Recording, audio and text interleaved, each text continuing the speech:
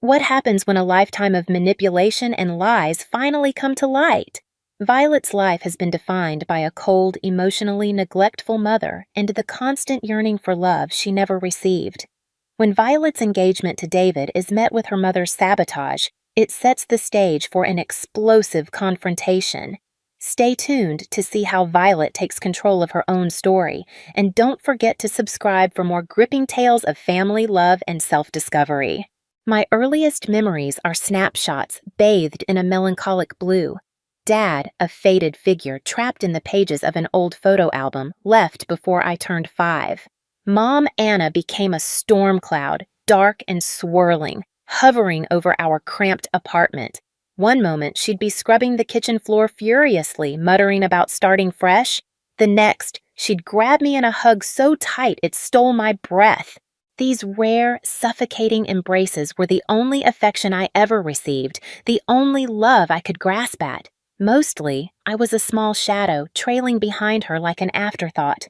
She flitted about the apartment, her face always etched with a worry that had its own pulse. Sometimes, when her brow furrowed deep enough, she'd leave me with Mrs. Marigold downstairs. When Mom finally returned, the tension in the air would crackle like static electricity, an invisible weight settling over the room. She'd ruffle my hair absent-mindedly, a gesture that felt more like an obligation than a sign of affection.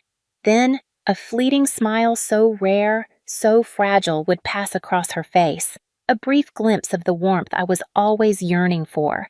Mom started dating again, and that's when Astor entered our lives. He was different, calm, a stillness in his movements that contrasted Mom's constant whirlwind.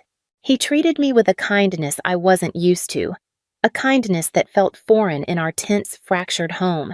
One day, after yet another humiliating incident at school with Rose Miller and her clique, I found myself clinging to Astor on the couch, tears streaming down my face. "Why do they always pick on me?" I mumbled into his shirt, my chest tight with the familiar ache of loneliness. He knelt before me, his gaze soft with a concern that was rare in my world. "They pick on you because they're insecure," he said, his voice gentle, wiping away a stray tear. "They try to feel powerful by making others feel small." His words were like a balm to my aching spirit, and for a moment, a flicker of hope sparked inside me. Maybe, just maybe, things were starting to look up. But hope, in my world, was a fragile butterfly, delicate, fleeting, and easily crushed. Then came Daisy, a tiny bundle of joy with eyes that mirrored Mom's. She arrived a year later, and suddenly I wasn't the center of attention anymore. The warmth, the affection that had once been directed at me evaporated, replaced by a cold indifference. Mom's focus shifted entirely to Daisy, and I was left to navigate the confusion of childhood alone. 14 awkward braces, a permanent frizz halo around my head, and an insecurity so big it felt like it could swallow me whole. It was also the age when Mom's negativity toward me fully bloomed, spreading like weeds through my life. Take picture day, for example. Mom took the day off work to fuss over Daisy's pigtails, picking out the perfect sparkly dress for her. When it was my turn, a sigh escaped her lips as she rifled through my closet. "Ugh, nothing decent in here," she muttered, her tone dripping with disappointment. On picture day, Daisy looked like a little princess, and I resembled a rumpled dandelion next to her radiant sunflower. Mom cooed over Daisy's photo, while mine barely got a glance before she dismissed it with a grunt. Astor, bless his kind heart, tried to be the positive voice in my life. He took me shopping sometimes, helping me pick out clothes that actually fit, clothes that flattered me. But one day, after yet another soul-crushing encounter with Mom, I found myself clinging to Astor, my need for comfort overwhelming. "Dad!" The word slipped out before I could stop it. He froze, his expression a painful mix of surprise and sadness. And just as quickly, Mom appeared in the doorway, her eyes blazing with fury. "You have one father, Violet," she hissed, venom dripping from her words. "And trust me, he deserves you." Her words struck me like a slap across the face. Astor, sensing the tension, awkwardly ruffled my hair. "Look, it's okay," he mumbled. But it wasn't. It had never been okay. "It's not okay," I choked out, tears welling up in my eyes. Daisy, who had been watching the whole scene unfold with a smug expression, suddenly piped up, "Violet's been bad again, Daddy. She took my candy without asking." 16. The land of first crushes, awkward dances, and a constant knot of nerves in my stomach. Dating, however, was a minefield in my house. Mom had a knack for sabotaging any potential romance before it even sprouted legs. Take Lavender, for example. Tall, funny, and with a smile that could melt glaciers. He was everything a teenage girl could dream of. After weeks of nervous texts and stolen glances, I finally gathered the courage to ask him out. He said yes. Excitement bubbled in my chest, a feeling quickly replaced with dread at the thought of him meeting Mom. The night of our date, Mom went into overdrive. She fussed over Daisy's bedtime story, making sure it stretched on for an eternity. When Lavender finally arrived, looking nervous but sweet, Mom greeted him with a smile that didn't reach her eyes. "Violet never cleans her room," she announced casually, as if discussing the weather. "You might find socks and pizza boxes under that mountain of clothes." My cheeks burned like they were on fire. Lavender gave a nervous chuckle, but the awkward silence stretched like a bad joke. The rest of the evening was a disaster. Mom kept making snide re-Lavenders about my weight, my taste in music, even my choice of college. By the end of the night, Lavender practically ran out the door, leaving me feeling like a deflated balloon. The story repeated itself with a few unfortunate guys after that. Each time I brought someone home, Mom would turn into a master of backhanded compliments and subtle digs. My self-confidence took a nosedive, and any potential relationship fizzled out faster than a wet firecracker.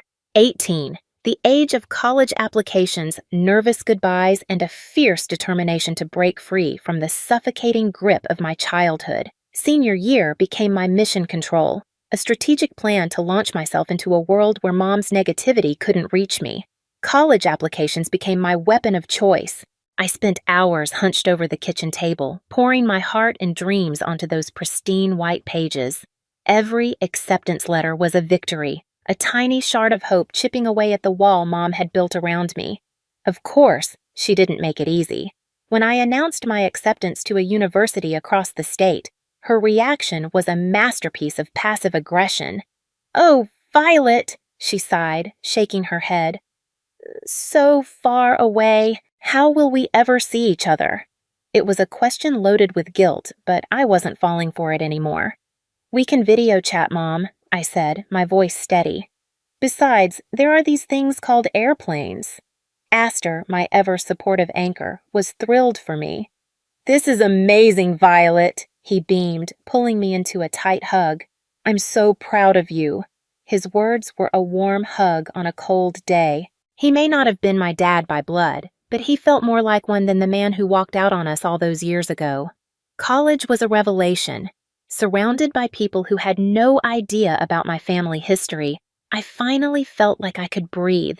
I bloomed in the midst of new experiences, pushing myself academically and forming friendships that felt genuine, supportive, and effortless. 27, the age of adulting. Endless spreadsheets, and a tiny apartment that felt like a palace compared to the cramped confines of my childhood bedroom. Life, for the most part, was good. My job as an economist kept my mind sharp, always buzzing with data and analysis, while David, my incredible boyfriend of several years, filled my life with warmth and laughter I hadn't known before. One evening, as we shared takeout Thai food and a bottle of wine, David casually dropped a bombshell. "So," he said, that goofy grin I adored spreading across his face, "I think it's time we met each other's parents." My stomach lurched. Meeting David's parents had been a breeze. His home, cozy and welcoming, smelled like freshly cut grass in the backyard. His mom, Sarah, smothered me in hugs, and his dad, Michael, spent the evening cracking jokes that had me snorting into my napkin. They were warm, funny, and genuinely interested in getting to know me. It felt normal, a word I had never dared associate with family dinners in my past. But the thought of David meeting my family, the one I'd been trying to escape for years, dread filled me like a rising tide. How could I explain the years of emotional neglect, the constant jabs, the suffocating negativity? I told him everything, the fights, the tears, the way Mom had eroded my self-esteem for years. Daisy, unsurprisingly, hadn't changed, still a master manipulator, knowing exactly how to push my buttons. David listened, his hand resting gently on mine. "Violet," he said firmly, "I'm marrying you, not your family. They may be baggage, but you're the prize." His words were a balm to my soul, a declaration of love that washed away years of doubt. Maybe, just maybe, I could finally build the happy family I had always dreamed of, a family filled with love, acceptance, and laughter. The kind of family I never had, but the one I always deserved. But still, I couldn't shake the tight knot in my stomach. This was it. D-Day. The moment I would break the news about David and our engagement. I dialed Astor's number, my heart pounding. "Hey, Violet, what's up?" Astor's familiar voice boomed through the phone. "Hey, Astor," I said, taking a deep breath. "There's something I need to tell you." I dove straight into the story, David, the proposal, the wedding, and waited. A comfortable silence followed. Then Astor's genuine laugh filled the air. "Violet, that's fantastic! I'm so happy for you both!" His words washed over me like a warm wave, easing the anxiety that had gripped me. "You've got to bring him over for dinner. Let me meet the guy who finally snagged you." David, ever supportive, was all for it. So, a few weeks later, we found ourselves pulling up to my childhood home, a place that still held an odd mixture of nostalgia and dread. Mom answered the door, her face lighting up with surprise. "Violet, you came to visit! And who is this handsome fella?" "Mom, this is David, my fiancé," I said, offering a tight smile. David stepped forward, extending his hand. "It's a pleasure to meet you, Mrs. Turner." Mom beamed, shaking his hand a little too enthusiastically. "The pleasure's all mine, dear. So, David, what do you do for a living?"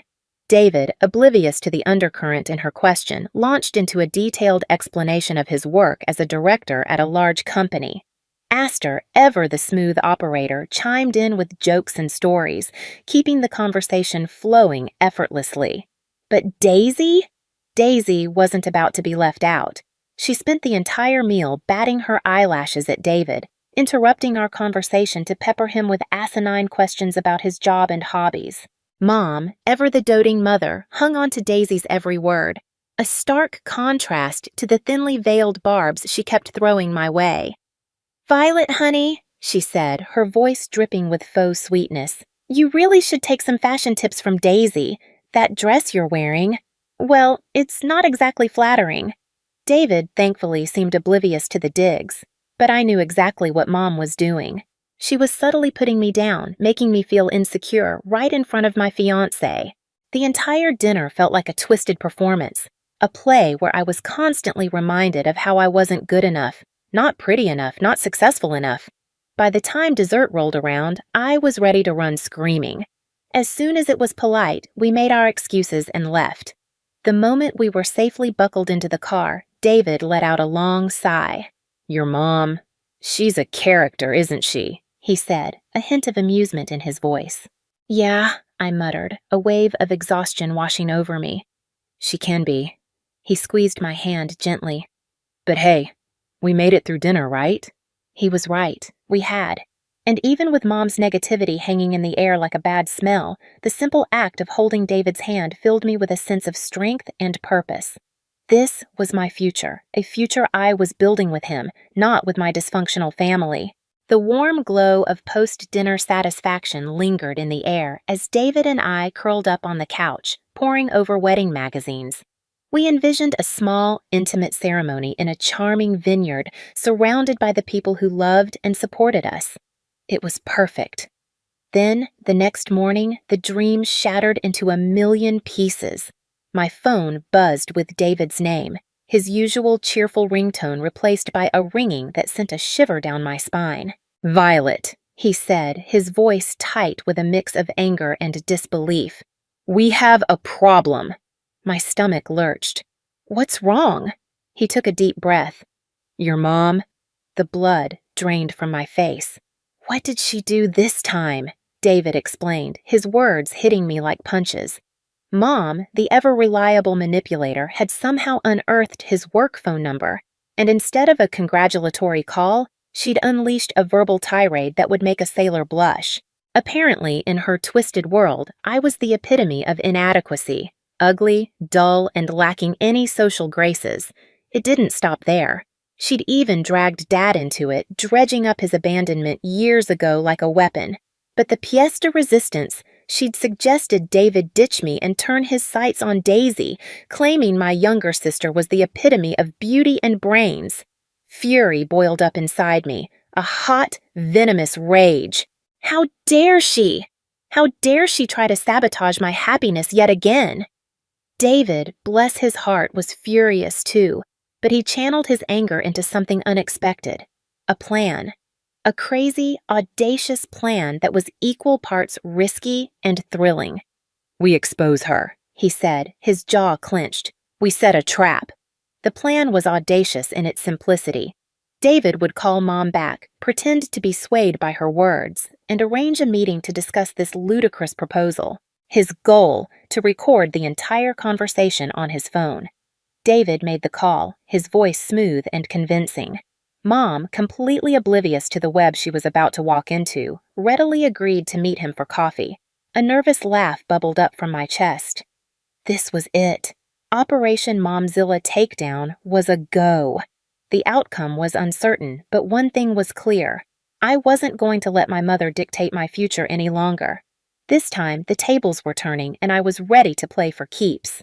I decided to attend their meeting. The thought of confronting Mom, especially disguised as a stranger, sent shivers down my spine, but the anger simmering inside me, the anger at her constant negativity and her attempt to sabotage my happiness, was a powerful motivator.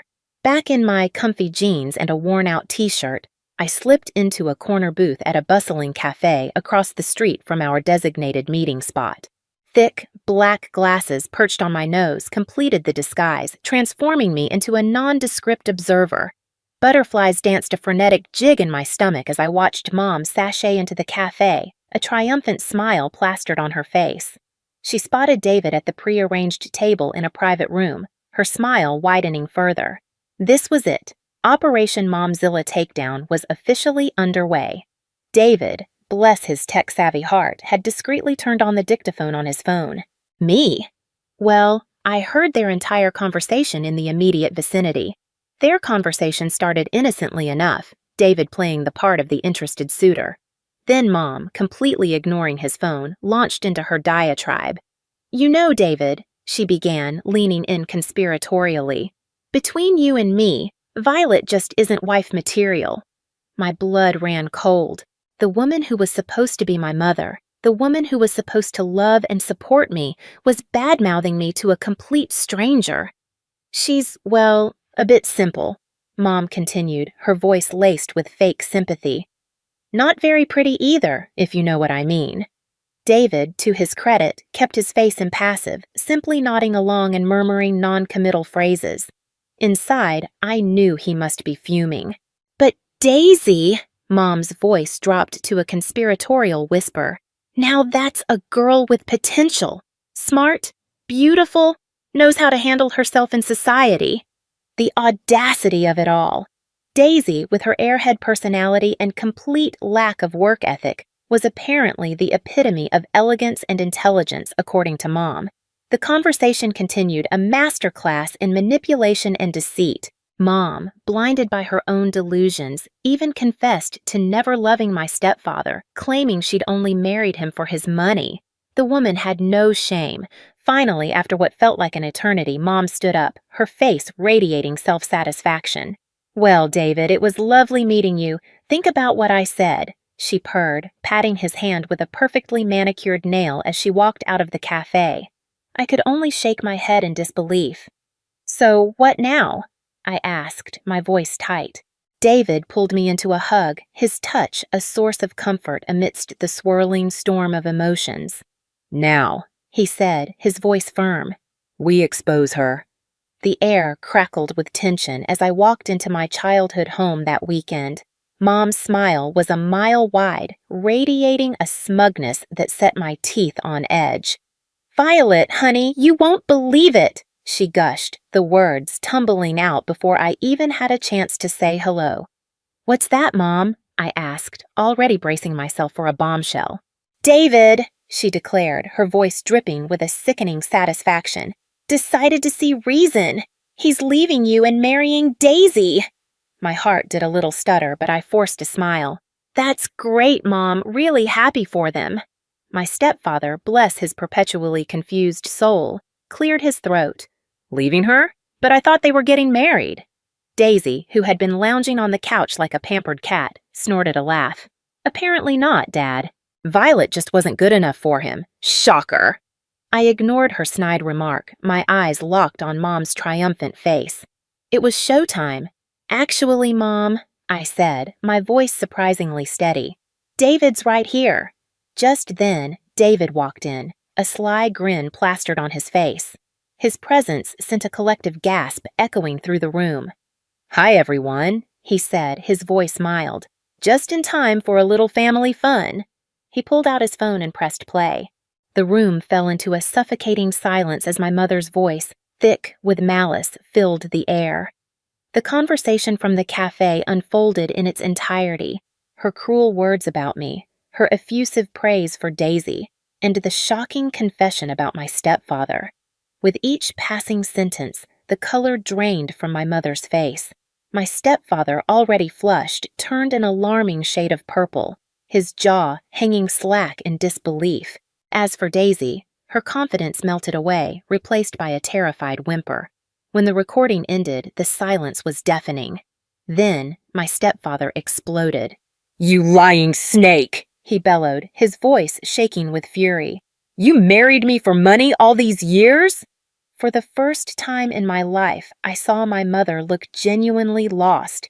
Tears welled up in her eyes, but they were drowned by the storm of rage brewing in my stepfather's face.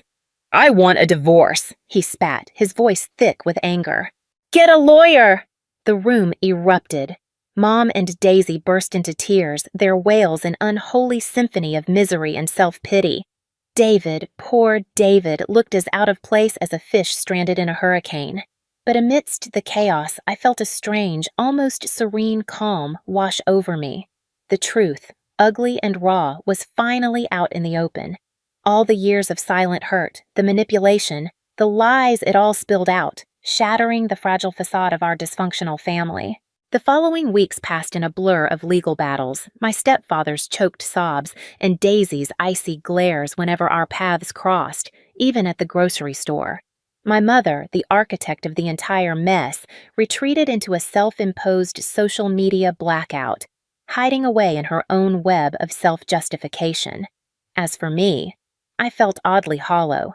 The anger that had fueled me for so long was gone, leaving behind a void that had yet to be filled. One sunny afternoon, David found me curled up on the couch, mindlessly flipping through wedding magazines that now seemed like relics from a forgotten time. "Hey," he said, his voice laced with concern. "You okay?" I managed a weak smile. "Yeah, just thinking. Everything feels so different." He squeezed in beside me, wrapping his arms around me in a comforting embrace. "It is," he admitted softly. "But hey, different can be good. It's a chance to start fresh." His words were like a gentle nudge, pushing me towards something new. Maybe he was right. Maybe the empty space left by my mother could be filled with something better, something exciting. A spark flickered in my chest. With a mischievous glint in my eye, I said, "What do you say we do something crazy?" David raised an eyebrow. "Crazy like what?" "How about a road trip?" I suggested, a grin spreading across my face. "Just us, a map, and the open road. No expectations, no timelines. Pure adventure." "You had me at road trip," he declared with a grin. And just like that, our plans took a sharp turn. The carefully crafted vineyard ceremony morphed into a spontaneous cross-country adventure. We packed a beat-up camper van with essentials, snacks, a killer playlist, and a well-worn copy of On the Road, setting off with no destination in mind, only the promise of new experiences and shared memories. Fast forward a year, and David and I stood at the altar, exchanging vows under a canopy of fragrant flowers. It wasn't the elaborate ceremony I'd once imagined, but it was perfect. Instead of a disapproving mother, my stepfather, newly divorced and estranged from Daisy, walked me down the aisle. The tears in his eyes were a mixture of pride and regret. As he squeezed my hand, he muttered, "You know, kiddo, I always knew you'd find your happily ever after." Ging! Life after the wedding settled into a comfortable rhythm. David and I built a life together filled with laughter, love, and the occasional road trip adventure.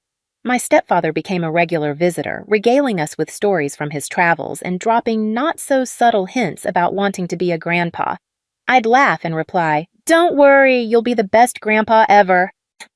What do you do when you realize that the people you've tried so hard to please were never capable of loving you the way you needed? When the weight of their manipulation, their cruelty, finally becomes too much to bear? Violet spent her entire life navigating a battlefield of emotional neglect and sabotage. But it wasn't until she faced the ultimate betrayal, her mother's attempt to tear apart her relationship with David, that she finally understood what needed to be done. Her mother's cold, calculated cruelty and her sister's blatant manipulation pushed her to a breaking point. For the first time, Violet took a stand. She wasn't going to let her mother's toxic grip define her future. The plan to expose her mother's actions was risky, but Violet had reached a point where she couldn't let this go unnoticed. With David by her side, they turned the tables on her manipulative mother, using her own words against her. And when the truth came to light, the fragile facade of their family came crashing down. Violet's mother, once the center of her life, was now exposed for what she truly was: selfish, manipulative, and entirely undeserving of her love. For Violet, this was the moment of liberation. The anger and betrayal gave way to a calm clarity. She was finally free. So here's the question. If you were in Violet's shoes, would you have exposed the truth, or would you have tried to keep the peace? How far would you go to protect your happiness from a family that never truly cared? Let's talk about it in the comments. And if you enjoyed this story, don't forget to like, subscribe, and stay tuned for more. But when her success finally shone through, they came crawling back, not because they wanted her, but because they saw her as a symbol of something they could exploit. When Clara showed up at their housewarming party, it wasn't about reconciliation, it was about making sure the truth came to light. And when she played the recording of her parents' cruel words, their mask of loving parents fell apart. For once, Clara wasn't the invisible one. The truth was now undeniable. Clara made the right choice. She walked away from the family who never truly saw her, and her life is better for it. She's found peace in her own success, surrounded by people who respect and value her. So, what would you do if you were in Clara's shoes? Would you have confronted the lies or kept walking away? Let's talk about it in the comments. And if you found this story powerful, make sure to like, subscribe, and stay tuned for more stories that expose the truth.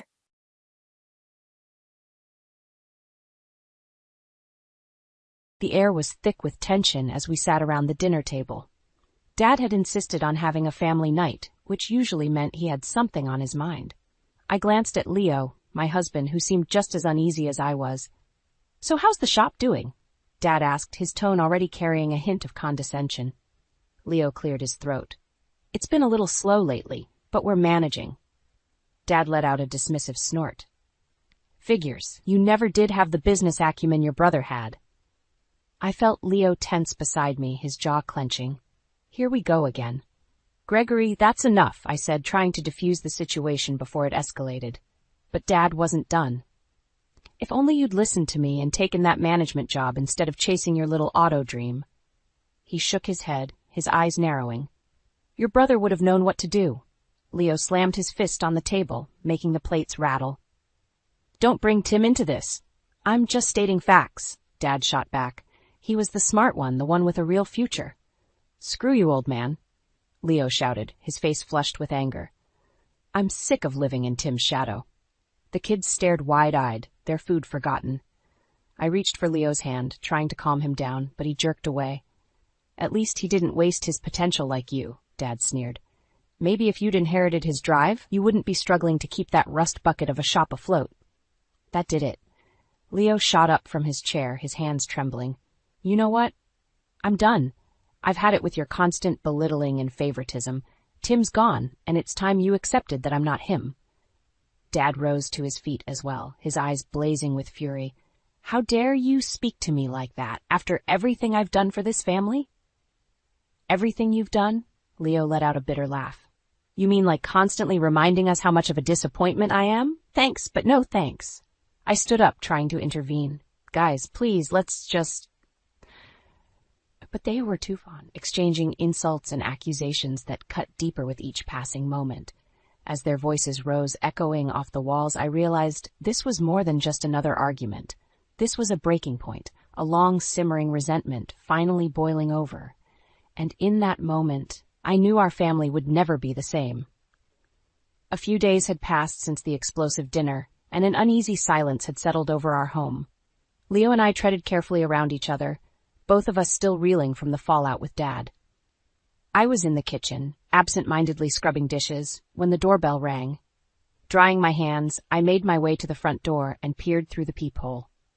It was Dad. I steeled myself and opened the door, bracing for another confrontation. "What do you want?" Dad's expression was uncharacteristically somber. "We need to talk." "I don't think there's anything left to say," I replied coolly. "You made your feelings pretty clear the other night." He sighed, running a hand through his thinning gray hair.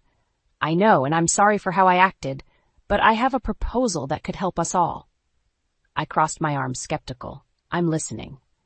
"With your mother gone, it gets lonely living by myself," he began. "And with Leo's shop struggling, I thought perhaps I could move in and lend a hand. Financially." I blinked, taken aback. "You want to move in? And give us money?" "Think about it," he pressed. "With my savings, I could help Leo get that loan he's been after. Get the shop back on its feet." It was a tempting offer. Money had been tight lately, and Leo's business was hanging by a thread. But after the way Dad had treated him, I wasn't sure if we could trust his motives. "I don't know, Dad," I said hesitantly. "After everything that's happened, how can we be sure this isn't just another way for you to meddle and criticize us?" He held up his hands. "I give you my word, no strings attached. This is a fresh start for all of us." I studied his face, searching for any hints of deception. Part of me wanted to believe him, but another part couldn't help but feel uneasy. "Let me talk to Leo about it," I said finally. "We'll think it over and let you know." Dad nodded, a glimmer of hope in his eyes. "Of course. Just remember, I'm not getting any younger, and I want a chance to make things right before it's too late." As he turned and walked away, I couldn't shake the feeling that there was more to his proposal than he was letting on. That night, I broached the subject with Leo over dinner. "Your dad wants to move in?" he said incredulously. "And bankroll the shop?" I nodded. "That's what he claims, at least." Leo shook his head. "I don't trust him, Mara. Not after the way he's treated me all these years." "I know," I agreed. "But if he's serious about the money, it could be our only chance to save the business." Leo was silent for a long moment, weighing the options. Finally, he let out a heavy sigh. "I guess we don't have much choice, but the second he starts meddling or pulling any of his usual crap, he's out. Understood?" "Understood," I said, hoping against hope that we weren't making a grave mistake. Little did we know, the real nightmare was just beginning. It didn't take long for Dad to move in, and almost immediately the atmosphere in our home shifted. His presence was suffocating, like a dark cloud hanging over us at all times. "This place is a mess," he grumbled, surveying the living room with disdain. "Didn't your mother teach you how to keep a proper house?" I bit my tongue, reminding myself that getting into it with him would only make things worse. As the days went by, it became clear that Dad's no-strings-attached promise was nothing but empty words. He constantly criticized how I ran the household, from the way I cooked to how I disciplined the kids. "You're too soft on them," he'd snap, glaring at me across the dinner table. "No wonder they're so ill-behaved." The kids, sensing the tension, retreated into their rooms whenever Dad was around, only emerging when he wasn't home. Leo bore the brunt of Dad's derision, though. No matter how hard he worked at the shop, it was never good enough. "I'm pulling in extra hours, trying to catch up on the backlog," Leo said one night, his voice weary. Dad scoffed. "And how's that working out for you? Still can't seem to get ahead, can you?" "At least I'm trying," Leo shot back, his temper flaring. which is more than I can say for you and your financial support. In a flash, Dad's expression turned thunderous. Watch your tone, boy. Don't forget who's keeping this sinking ship afloat. I stepped between them, dreading another explosive confrontation. Enough, both of you. We're all on edge, but fighting isn't going to solve anything. For a moment, it looked like Dad was going to press the issue. Then his face relaxed into a sickening smile that sent chills down my spine. You're right, Mara, he said, his voice deceptively calm. We're family, after all, and family should stick together, no matter what. The way he said those last few words, it was almost like a threat, a reminder that he held all the cards and we were at his mercy. In the following weeks, Dad's behavior only grew more erratic and disturbing. He'd make cryptic comments hinting at some deep, dark secret that could tear us all apart. You think you know someone, he'd say, his eyes boring into mine. But the truth is, we all have skeletons in our closets. I tried to brush it off, but his words gnawed at me, planting seeds of doubt and dread. What was he hiding? And more importantly, how far would he go to keep it buried? One night, I overheard a heated argument between Dad and Leo in the living room. Unable to resist, I crept closer, straining to make out their words. Can't keep living like this, Leo was saying, his voice strained. He's making our lives a living hell. Dad's response sent a chill down my spine. You'd better watch yourself, boy. You have no idea what I'm capable of. In that moment, I knew we were dealing with more than just a difficult houseguest. This was a man willing to do whatever it took to maintain his twisted hold over us. And as I retreated back upstairs, my heart pounding, I realized we were in way over our heads. The tension in our home had become unbearable. Every interaction with Dad felt like a ticking time bomb, liable to explode at any moment. I walked on eggshells, never knowing when his next outburst or veiled threat would come.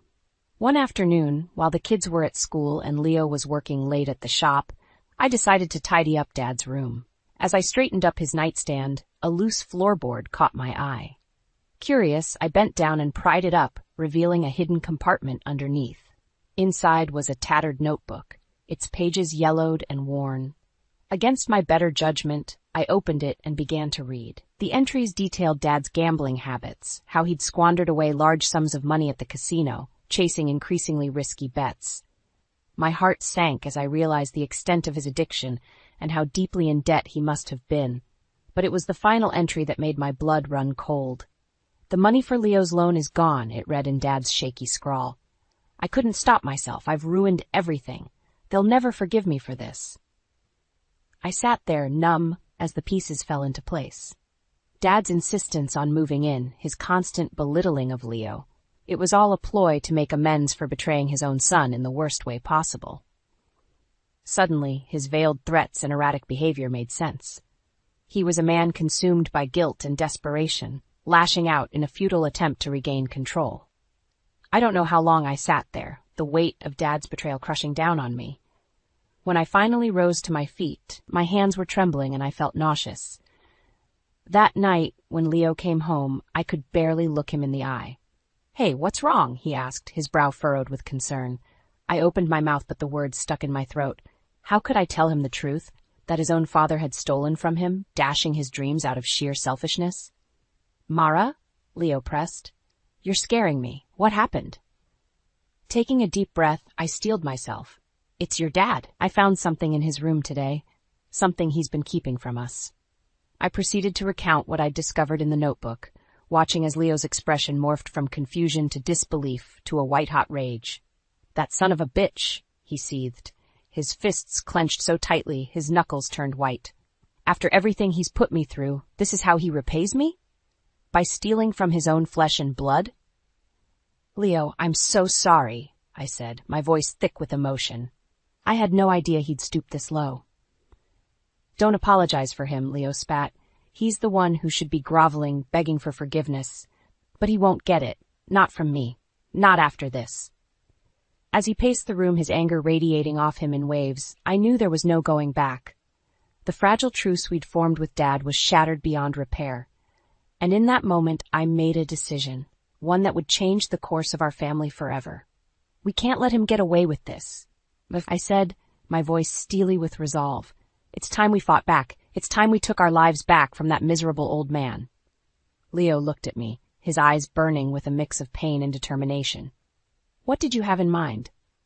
A plan was already taking shape in my mind, a way to expose Dad's lies and machinations to everyone he'd ever wronged.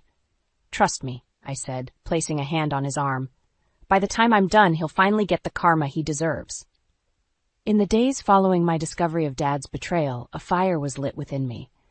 I couldn't stand idly by while he continued to manipulate and undermine our family. It was time to take him down, once and for all. The first step was gathering allies. I knew I couldn't take on Dad alone. His web of deceit ran too deep. I needed people who had seen firsthand the kind of man he truly was. My first stop was the auto parts store downtown, where I tracked down Mark, an old friend of Leo's late brother Tim. He and Dad had been close once, before a bitter falling out that nobody dared speak of. Mara? Mark's eyes widened when he saw me. It's been years. What brings you by? It's about your ex-friend Gregory, I said, getting straight to the point. The lies, the manipulation, the way he treats Leo and the rest of us. I'm guessing you know all about that. Mark's expression darkened. That son of a bitch. After what he did to Tim, I'm not surprised he's still up to his old tricks. Then you'll help me expose him? I pressed. Make him pay for all the lives he's destroyed? Mark was silent for a moment, mulling it over.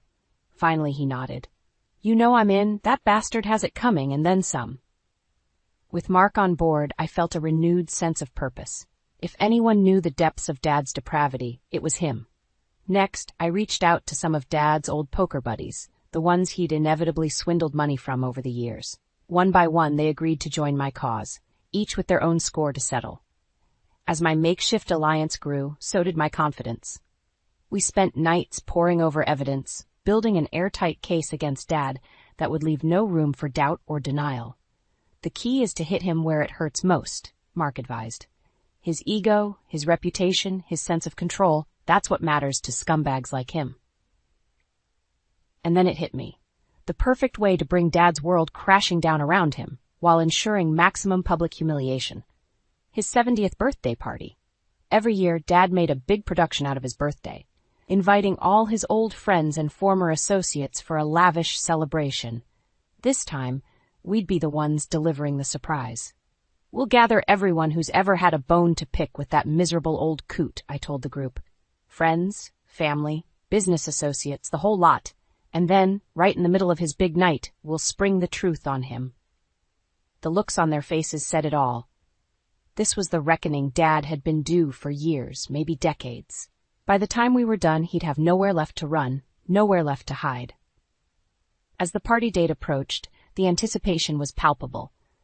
We triple-checked every scrap of evidence, every witness testimony, leaving no stone unturned. Finally, the night arrived, and I could barely contain my nerves as guests began to trickle in. Dad, oblivious to our plot, greeted them all with his usual false bravado, soaking up the attention like a narcissistic sponge. Little did he know, his reign of terror was about to come to a crashing halt.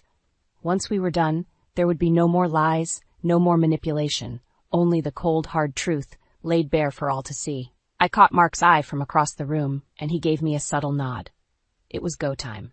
Steeling myself, I stepped forward, cleared my throat, and prepared to unleash a lifetime's worth of secrets and betrayals. Excuse me, everyone? There's something you all need to hear. The room fell silent as all eyes turned towards me. Dad's expression morphed from confusion to outright suspicion. What's going on here? He demanded, his voice low and dangerous. I took a deep breath, steeling my nerves. For years, you've lied, manipulated, and betrayed everyone in this room, I began, my voice ringing out clearly.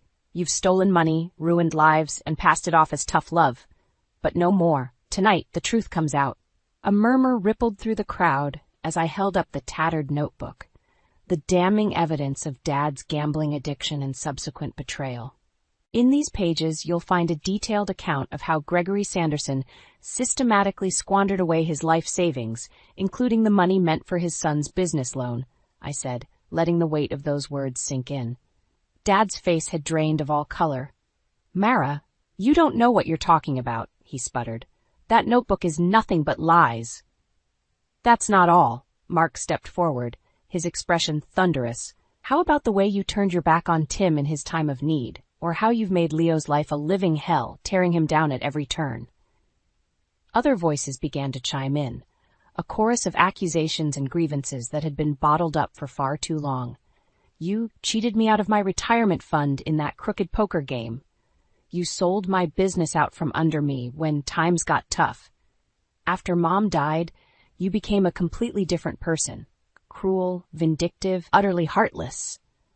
Dad swiveled wildly, trying in vain to deny each and every claim, but we had him cornered, backed into a corner by the weight of his own misdeeds. "This is outrageous," he roared, his face flushed with impotent rage. "I'm your father, damn it! You can't treat me like this."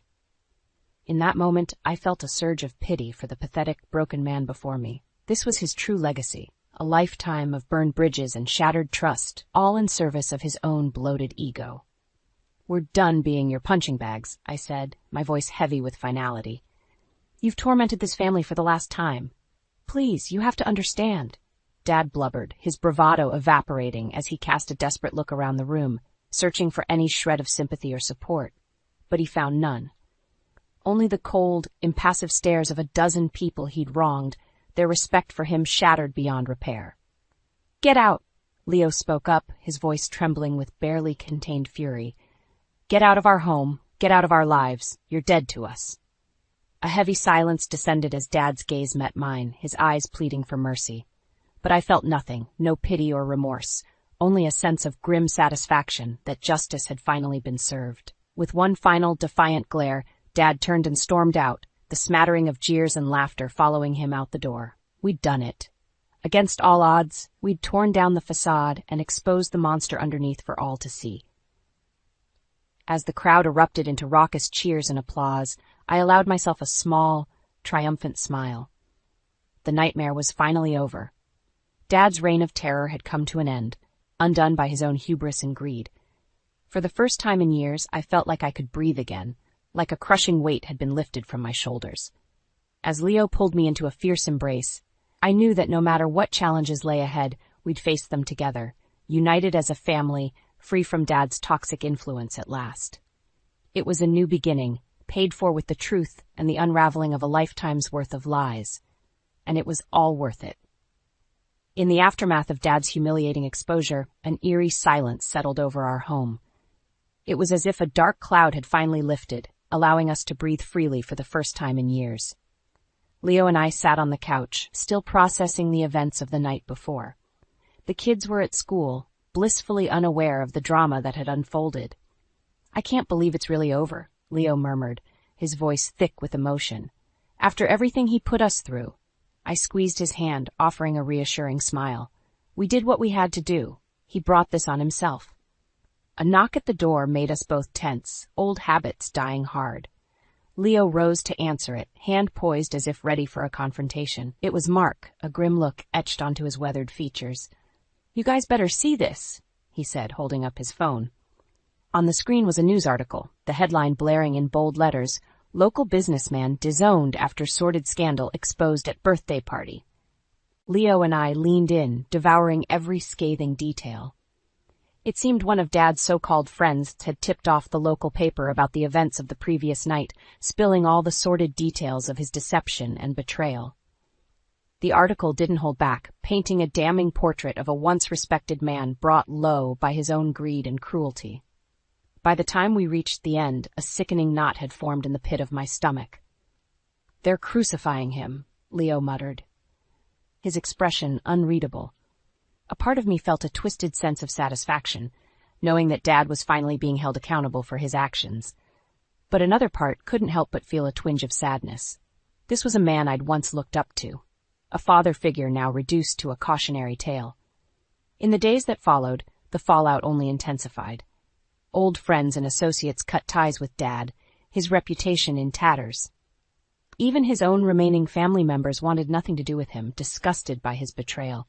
He tried reaching out, leaving increasingly desperate voicemails pleading for a chance to explain himself. But we never responded, never opened that door again. As far as we were concerned, Gregory Sanderson was dead to us. With Dad gone, it was like a weight had been lifted from our shoulders. Leo threw himself into rebuilding the auto shop, finally able to focus without his father's constant belittling. The kids, sensing the shift in the household's mood, became more relaxed and carefree. It was like watching them come back to life. And me, I savored every moment, reveling in the newfound peace and harmony that had been so cruelly denied to us for far too long. Still, I couldn't quite shake the nagging feeling that Dad was out there somewhere, stewing in his own bitterness and remorse.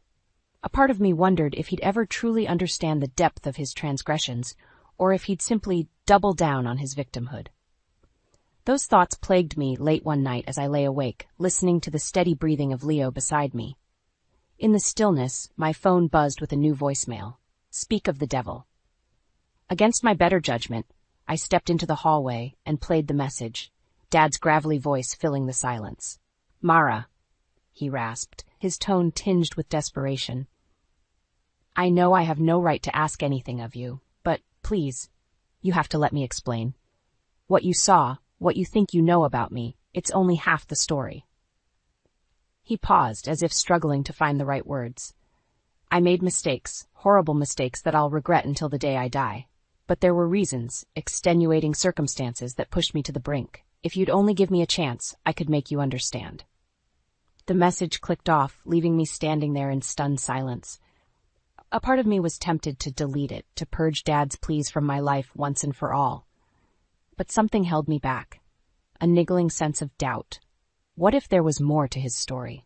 What if, in our pursuit of vengeance, we'd missed a crucial piece of the puzzle? I stood there for a long moment, mulling over my options. Finally, I made a decision.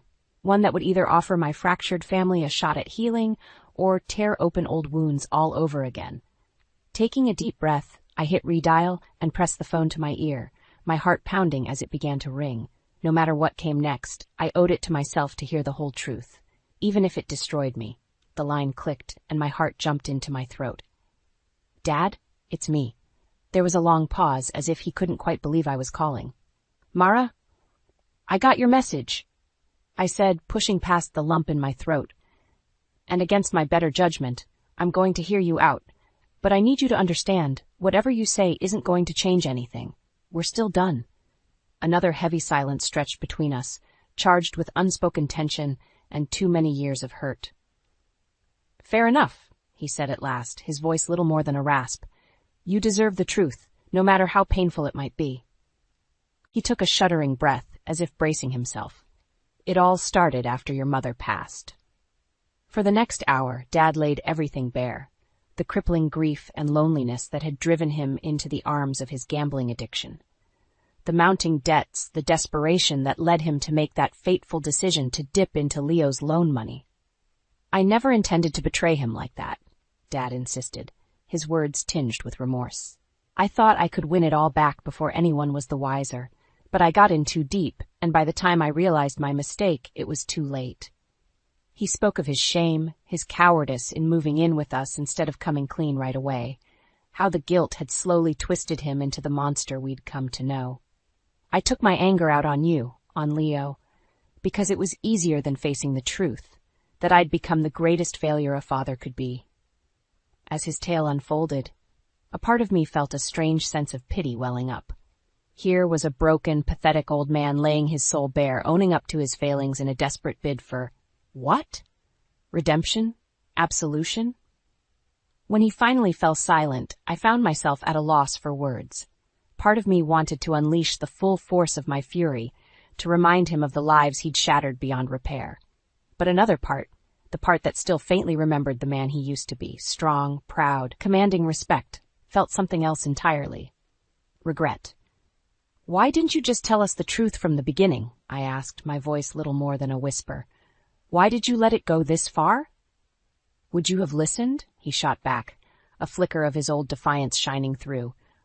Or would you have just seen it as another failure, more proof that the great Gregory Sanderson was a worthless drunk squandering his final years away? His words hung heavy in the air, and I realized with a sinking feeling that he was right. We'd made too many assumptions, been too eager to paint him as the villain. We were all guilty in our own way. I trailed off, struggling to find the right response. In the end, I settled for a simple truth. I'm sorry, Dad. Sorry we didn't give you a chance, that we just assumed the worst." An eternity seemed to pass before he finally spoke again. "No, kiddo," he said, his voice thick with emotion. "Don't apologize. Not after everything I put you through. If anyone deserves a reckoning, it's me." I could hear the acceptance in his tone, the resignation of a man who had finally made peace with his demons. "Maybe it's for the best," he continued. "You and Leo, you've got a real chance to start fresh now, build the life you deserve without my toxicity weighing you down." My throat tightened at the thought of never seeing him again, of shutting that door forever. But I knew, deep down, that he was right. Sometimes breaking a family apart is the only way to save what's left of it. "Take care of yourself, Dad," I choked out, the words almost sticking in my throat. And I forgive you." There was a soft intake of breath on the other end, like a weight finally being lifted. "Thank you," he whispered. That's all I needed to hear." The line went dead, and I was left alone with the silence and a maelstrom of conflicting emotions. Grief, anger, relief. It all swirled together into a confusing jumble. But one truth rang clear above the rest. It was finally, truly over. Dad's specter had been exorcised, leaving us free to forge our own path forward. As the dawn light crept through the curtains, I rejoined Leo in bed, snuggling close and savoring the warmth of his embrace. For the first time in years, I felt a sense of peace wash over me, the promise of a fresh start glimmering on the horizon. It would be a long road, strewn with lingering hurts and hard-earned lessons. But we would walk it together, a family reforged in the fire of hard truths and even harder choices. And no matter what the future held, I knew one thing for certain. The cycle of hatred and bitterness ended here. A new day was dawning, rife with possibilities, and I intended to greet it with open arms.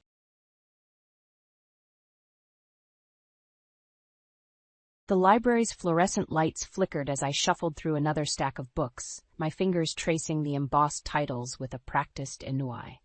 This was my life, an endless cycle of shelving, sorting, and silence. A once vibrant passion had withered into a hollow routine, and I often found myself staring blankly at the dusty tomes, wondering where it all went wrong. That was until the letter arrived. "Kira Weston?" The mailroom clerk thrust the crinkled envelope into my hands, his brow furrowed with confusion. "This is addressed to you, but it looks, well, old." I studied the yellowed parchment, my heart skipping a beat at the unfamiliar handwriting. With trembling fingers, I tore it open, and a single sheet of paper fluttered to the floor. "What is it?" The clerk's voice was a distant echo as my eyes scanned the words that would forever alter the course of my life. I'm the sole heir to my great-aunt's estate." The clerk's eyes widened. "You've got family money?" I shook my head, my mind racing. I didn't even know I had a great-aunt. She lived in some coastal town called Ridgeview. "Well, what are you waiting for?" He clapped me on the shoulder, nearly knocking the wind out of me. "Go claim your fortune." Easier said than done. The next few days were a whirlwind of paperwork, legal proceedings, and the dawning realization that my life was about to change in ways I couldn't begin to fathom. Before I knew it, I was standing on the doorstep of a dilapidated Victorian manor, the salty sea breeze whipping my hair across my face. The once grand estate had fallen into disrepair, its peeling paint and overgrown gardens a testament to years of neglect. "You must be Miss Weston." I spun around to find a weathered man regarding me with a guarded expression. His calloused hands clutched a rusted set of keys. "Mason Richards," he said, offering a curt nod. "The caretaker." "It's nice to meet you," I replied, my voice faltering as I took in the crumbling facade before me. "This is a lot to take in." Mason's lips pressed into a thin line. "Aye, the old girl's seen better days, but she's got good bones." As we stepped inside, the musty air enveloped us like a shroud, and the floorboards groaned beneath our feet. Shadows danced across the peeling wallpaper, and a sense of foreboding settled deep within my gut. "Why did my great-aunt leave me this place?" I asked, unable to shake the feeling that I was missing a crucial piece of the puzzle. Mason's gaze was unreadable. "Couldn't rightly say, miss, but I reckon you'll find out soon enough." His cryptic words hung in the stale air, and I couldn't help but wonder what secrets lay buried within these crumbling walls. Little did I know, the path ahead would test my resolve in ways I never could have imagined. The next few weeks were a blur of renovation chaos. Contractors swarmed the estate, their hammers and saws echoing through the hollow hallways. I watched as the peeling wallpaper was stripped away, revealing layers of neglect and disrepair. But it wasn't just the manor that needed restoration. The entire town seemed to harbor a deep-seated resentment toward my family's legacy. "Best be careful, miss." Mason's gruff voice cut through the din of construction one afternoon. "Folks round here ain't too keen on your kin." I frowned, wiping a bead of sweat from my brow. "Why? What did my great-aunt do that was so terrible?" Mason's steely gaze bore into me. "Let's just say the Weston name ain't looked too kindly upon. Bad blood, you might call it." Before I could press further, the foreman barked orders, and Mason slipped away, leaving me with more questions than answers. As the days wore on, the hostility became increasingly palpable. Sideways glances and hushed whispers trailed me wherever I went. Even the simple task of grabbing groceries felt like running a gauntlet of scorn and suspicion. "Didn't think we'd be seeing another Weston round these parts." The checkout clerk's sneer sent a chill down my spine as she shoved my bags across the counter. I mustered a tight smile, my fingers digging into the paper handles. "I'm just trying to restore what's mine." Her laugh was a harsh bark. "That's what they all say, ain't it? Just be careful you don't end up like the rest of 'em." The cryptic warning hung in the air long after I'd left the store, and I couldn't shake the feeling that I was walking into a hornet's nest of buried secrets and bitter grudges. It wasn't until I stumbled upon a dusty journal tucked away in the attic that the pieces began to fall into place. The yellowed pages revealed a sordid tale of betrayal and revenge, detailing a long-standing feud between my great-aunt and the town's most prominent family, the Harlows. Apparently, their discord ran deeper than mere bad blood. There were accusations of theft, sabotage, and even violence. As I pored over the crinkled entries, a knot of dread twisted in my gut. What had my great-aunt done to incur such wrath? And what role did the Harlows play in this twisted saga? The answers, it seemed, lay buried beneath decades of lies and deception. But I was determined to unearth the truth, no matter how ugly it might be.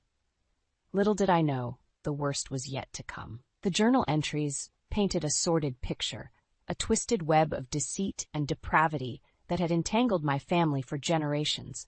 Nights were spent poring over the crinkled pages, my stomach churning with each new revelation. According to the faded scrawl, the Harlows were once our closest allies. United by wealth and status, the two families held an iron grip over Ridgeview's economy and social circles. But a scandalous affair between Jonathan Weston, my great-uncle, and Margaret Harlow shattered that bond forever. The betrayal ignited a feud that raged for decades, each family dealing brutal blows through underhanded business deals, character assassinations, and even outright sabotage. I always knew them Westons was bad news. Mason's gravelly voice made me jump as he emerged from the shadows of the attic. "Can't be trusted, the lot of 'em." I slammed the journal shut, my heart racing. "You knew about all this?" He shrugged, a twisted smirk playing on his thin lips. "Everyone in this town knows, Miss Weston. We just didn't figure you'd be dumb enough to come snooping around." White-hot anger flared in my chest as the truth sank in. Mason had been stringing me along this entire time, waiting for the perfect moment to strike. My hands trembled as I held up the damning evidence. "So, what? The Harlows put you up to this? Keep me distracted while they plan their next move?" His laugh was a hollow rasp that raised the hairs on my arms. "Got a smart mouth on ya, don't ya? We'll see how long that lasts once the truth comes out." Before I could respond, he turned on his heel and disappeared, leaving me alone with the weight of my family's sordid legacy. The journal entries grew increasingly disturbing, detailing bitter rivalries, shattered lives, and dark deeds committed in the name of vengeance. It seemed no sin was too vile, no betrayal too unforgivable in the never-ending quest to destroy the other. But the final entry stopped me cold, a hastily scrawled confession of an unforgivable act, one that could very well be the key to unraveling this whole twisted saga. My great-aunt had orchestrated the framing and wrongful imprisonment of Simon Harlow, the family patriarch, over allegations of embezzlement and fraud. The evidence was damning, but according to her shaky scrawl, it had all been fabricated, a cruel lie spun from jealousy and malice. Simon Harlow had languished in prison for nearly a decade, his name and legacy dragged through the mud, all because of my family's treachery. The journal slipped from my trembling hands as the full weight of our sins crashed over me like a tidal wave. I knew then that I could no longer sit idly by and let this bitter feud consume what little remained of my family's honor. It was time to make amends, no matter the cost. After the sickening revelations found in those tattered journals, I knew I couldn't trust anyone in this God-forsaken town, especially not that wretched snake, Mason. The walls were closing in, and I needed an ally, someone to help me unravel this twisted web before it suffocated me completely. That's when I met Eliza Caldwell. I first encountered the wizened local historian at Ridgeview's modest library, her delicate frame hunched over a battered tome. She regarded me with open curiosity as I browsed the stacks, her rheumy eyes studying me from behind thick spectacles. "You must be the new Weston," she said, her voice a lilting rasp. "I can't recall the last time I saw one of your kin round these parts." I bristled at her casual mention of my family's name, memories of Mason's cruel taunts still fresh. "I'm just here to settle my great-aunt's affairs." A wry smile tugged at Eliza's thin lips. "Is that so? Well, you've got your work cut out for you, that's for sure." Before I could respond, she gestured to the cramped study carrel beside her, its surface littered with faded photographs and crinkled documents. "Why don't you have a look at these? Might shed some light on your situation." What I discovered in those dusty archives nearly made my heart stop, a decades-old paper trail detailing a bitter land dispute between the Westons and Harlows. Deeds were forged, property was seized, and livelihoods were ruined, all in the name of petty rivalry. But it was the final document, a tattered arrest record, that truly turned my blood to ice. Simon Harlow, charged with racketeering and fraud on suspiciously flimsy evidence. 10 years in a federal penitentiary, a once-respected businessman left destitute and disgraced. My hands trembled as the horrible truth sank in. The cards had been stacked against him from the very beginning, a cruel vengeance plot orchestrated by none other than my own flesh and blood. "Your great-aunt was a real piece of work, wasn't she?" Eliza's voice cut through my stupor, her gaze knowing. "Nobody crosses a Weston without paying the price." I slumped back in my seat, sick realization churning in my gut. How could one family inflict so much pain and suffering? Eliza's bony hand rested atop mine, her touch surprisingly gentle. "That's the thing about grudges, my dear. They have a way of consuming us from the inside out until there's nothing left but bitterness and regret." In that moment, I knew what I had to do. For far too long, the Harlows had borne the brunt of my family's treachery and malice. It was time to right those wrongs, no matter the cost. "Help me," I pleaded, gripping Eliza's hand with newfound determination. "Help me put an end to this." Her steely gaze softened, a glimmer of respect flickering behind her spectacles. With a resolute nod, she sealed our fragile alliance. The reckoning was coming, whether Ridgeview was ready or not. With Eliza's help, the pieces were finally falling into place. We pored over those damning archives for hours on end, the bitter taste of betrayal souring my mouth with each new revelation. The more we uncovered, the deeper the Harlows' grievances against my family ran. Extortion, sabotage, character assassination. No low was too base when it came to ruining their hated rivals. And at the center of it all was Mason, that wretched snake who'd wormed his way into my confidences only to betray me at the first opportunity. "He's been in the Harlows' pockets this whole time," Eliza growled, slamming a faded dossier onto the table.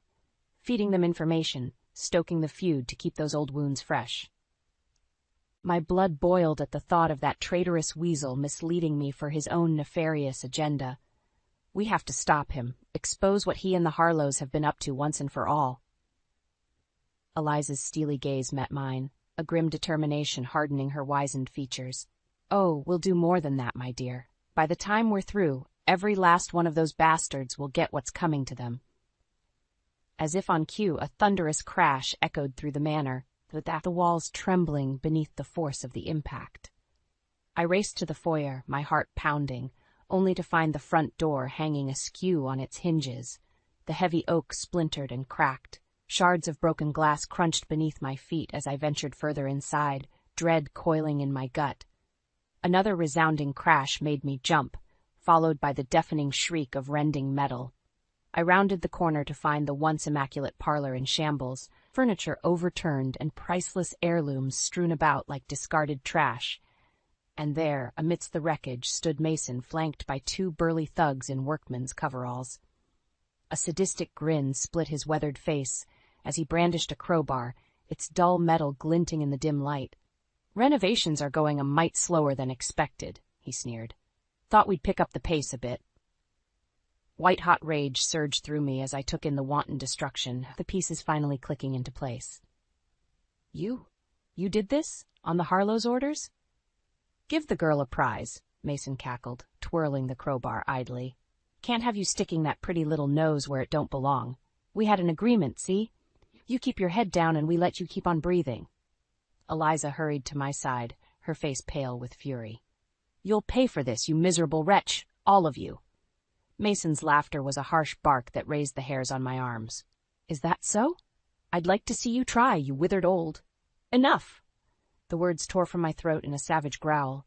Trembling with rage, I snatched up a heavy bronze candlestick from the floor, leveling it at the traitorous cur like a weapon. "Get out," I seethed through gritted teeth. "Get out now while you still can." For a long moment, Mason simply stared at me, that twisted smirk slowly fading from his face. Then, almost imperceptibly, he nodded, signaling for his goons to withdraw. "Have it your way, Miss Weston," he spat, venom dripping from his words. "But this ain't over. Not by a long shot." As they skulked away, the weight of his menacing promise hung in the air like a cancer. I knew then, without a shadow of a doubt, that there would be no turning back. No more games. No more deceptions. Only the reckoning that had been so long in coming. The wreckage in the parlor was like a war zone, a harsh reminder of just how far the Harlows were willing to go to protect their rotten lies. My hands trembled with rage as I surveyed the devastation, centuries of history reduced to scattered ash and splintered wood. Eliza's wizened face was pale, her eyes flashing with determination. "We can't let them get away with this." I nodded, my jaw set. "They won't. It's time we brought this whole sordid affair into the light once and for all." Thanks to our tireless research, we had more than enough evidence to expose the Harlows and their bootlicking worm, Mason. Doctored deeds, forged contracts, eyewitness accounts of bribery and extortion. It was all there, a damning paper trail that would finally bring their reign of terror crashing down. As night fell, I gathered the most incriminating documents into a leather satchel, heart pounding in my chest. Send word to the mayor. Tell him there's to be an emergency town hall meeting first thing tomorrow morning. Eliza arched a grizzled brow. "You aim to air our dirty laundry for the whole town to see? My, you are a bold one." My grip tightened on the satchel strap. They've been lying and cheating their way through life for far too long. It's past time someone finally yanked back the curtain and showed them for what they really are. A ghost of a smile tugged at Eliza's lips. "And here I thought you were just another entitled Weston looking to reap what your ancestors had sown. Clearly I underestimated you." With a curt nod, she turned on her heel and strode away, no doubt to set our daring plan into motion. My body thrummed with nervous energy as I waited for daybreak, pacing restlessly through the ravaged manor. Would the town believe my accusations? Or would the Harlows' their deep-seated influence prevail once more? So many years of deception and treachery had festered like an open wound. Was I about to pour salt straight into it? The first rays of sunlight were just cresting the horizon when a sharp rap echoed through the foyer. I pulled open the door to find Mason leering at me from the cracked stoop, a self-satisfied sneer twisting his leathery features. "You just had to go poking your nose where it didn't belong, didn't you, Missy?" He shook his head in mock regret. "And here I tried to go easy on you." From behind his back, he produced a crinkled document purportedly bearing my great-aunt's signature, passing it over to me. "See for yourself. By the lawful terms laid out here, you're to vacate the premises immediately and surrender all claim to this land and property. Failure to comply means the authorities will be getting involved." My hands shook as I scanned the document, that same white-hot rage boiling in my veins. It was a blatant forgery, an amateurish attempt to strong-arm me out of my rightful inheritance. "This is a lie," I spat, crumpling the document and flinging it back in Mason's face. An obvious deception, just like everything else you pathetic cowards have put forth. The venom in my words seemed to catch the wretched man off guard. For a brief moment, genuine fear flickered in those beady eyes before the mask of smug arrogance slipped back into place. Have it your way, then. He turned and made his way back to the battered truck, idling on the cracked drive. Just remember, you were warned. His parting words hung bitter in the salty air as I watched him pull away, that righteous anger slowly hardening into grim determination. The Harlows and their ilk had held this town in an iron grip for far too long, using lies and intimidation to consolidate their twisted power. But not anymore. The reckoning was finally at hand. The rickety town hall was packed to the rafters, a low murmur of confusion and unease buzzing through the crowd as Ridgeview's residents filtered in. I could feel their eyes boring into me, a heady mix of suspicion and morbid curiosity. Eliza shot me a sidelong glance, her wrinkled brow arched. Second thoughts? I clutched the worn leather satchel tight to my side, my jaw set. Not a chance. It's long past time these people learn the truth.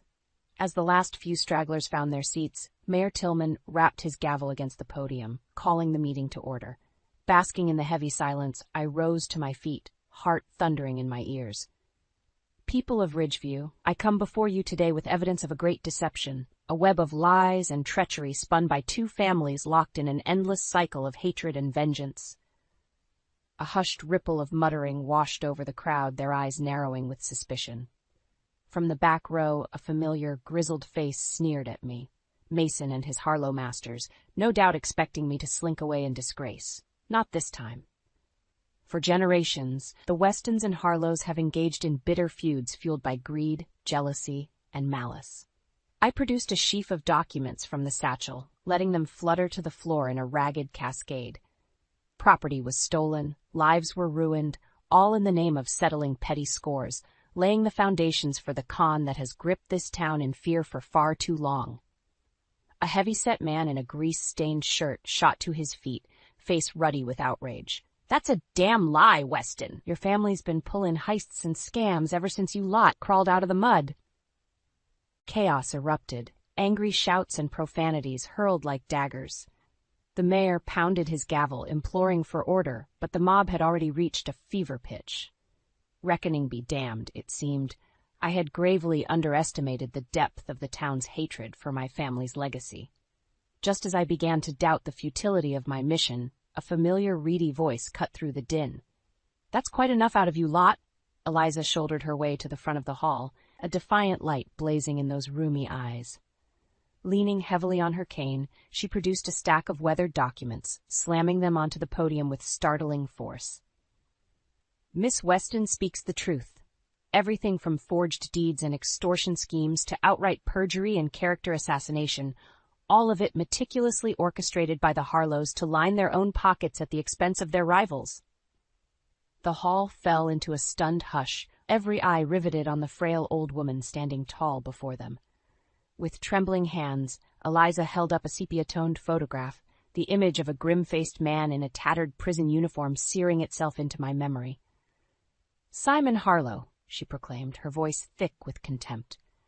Wrongfully imprisoned for a decade on falsified charges of racketeering, all thanks to the vile machinations of Kira's great-aunt. A good man's life ruined in the name of petty grudges and shameful greed.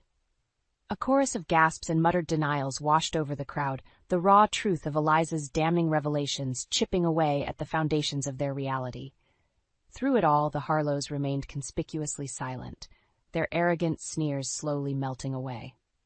At last, the evidence was laid bare before Ridgeview.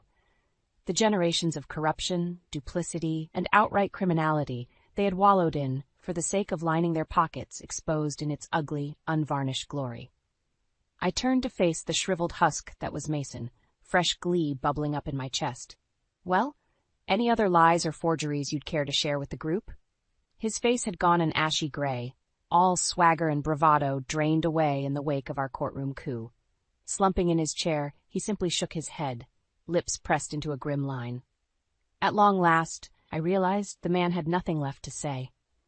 The reckoning had finally arrived. The weeks following that explosive town hall were a whirlwind of legal proceedings, public hearings, and long overdue reckonings. One by one, the Harlows' duplicitous deeds were laid bare before the courts, their criminal empire of lies and subterfuge crumbling to dust. Matriarch Constance Harlow was first to face justice, led away in handcuffs on charges of tax evasion, money laundering, and racketeering. Her smug veneer had finally cracked, revealing the small, pathetic woman cowering beneath all those ill-gotten riches. The remaining Harlow progeny soon followed, convicted of everything from bribery to outright sabotage. Even their most zealous allies were implicated in the ever-widening scandal, with Weasley Mason getting his long-overdue comeuppance on conspiracy and perjury charges. Through it all, I remained steadfast, testifying tirelessly to ensure every last truth was dragged into the harsh light of day. It was a soul-scouring process, reliving those wretched feuds and betrayals over and over again, but a necessary purging if Ridgeview had any hope of healing. With each damning verdict, I could feel the town's wounds beginning to knit, the sour taint of corruption steadily lifting like a noxious fog. Of course, the most deep-seated scars would likely never fully heal, but for the first time in living memory, there was a chance for something better. The night the final Harlow crony was carted off in chains, I gathered with Eliza on the renovated Manor's terrace, clinking glasses of crisp white wine as the last rays of twilight caressed the salty air. Well, that's that, I suppose. The wry historian's eyes twinkled over the rim of her glass. No more dark family secrets to drag into the open, no bitter vendettas to unravel. Whatever shall we do with all our free time? I couldn't help but laugh, savoring the simple joy of the moment, a simple pleasure that had been denied me for far too long. I don't know about you, but I could use a break from uncovering any more generational sins or bringing down corrupt dynasties. Eliza arched an owlish brow. Is that your way of saying you'll be leaving us, Miss Weston? Can't say I'm surprised. Lord knows, this town gave you every reason to hightail it out of here once the dust settled. Pausing to take another sip, I let my gaze drift out over the immaculate grounds, emotion swelling in my chest. This ramshackle relic that had once represented everything broken about my family legacy was now a point of pride, a symbol of our tenacity and perseverance in the face of those who sought to tear us down. Actually, I was thinking of staying put for a while. I favored the dear old woman with a warm smile. Someone has to keep this place standing, after all we've been through to restore it. And besides... I spread my arms, gesturing to the bustling streets beyond the Manor's ivy-wreathed gates. I think Ridgeview and I might just have a second chance here. Eliza regarded me for a long moment, those rheumy eyes alight with something akin to wonder. Then, inclining her glass in a silent toast, she let a sly grin crease her weathered features. Well, I'll be damned. Looks like the Westons just might have produced a good egg after all. The twilit breeze carried her dry chuckle through the crisp evening air, banishing the last vestiges of darkness from this hard-won new beginning. For too long, the bitter feud between the Westons and Harlows had poisoned this town, mirroring it in a quagmire of hatred and pain. But those days were finally behind us. A new dawn was breaking over Ridgeview, and as I took my first unfettered breath of that fresh, salty air, I knew I was finally home.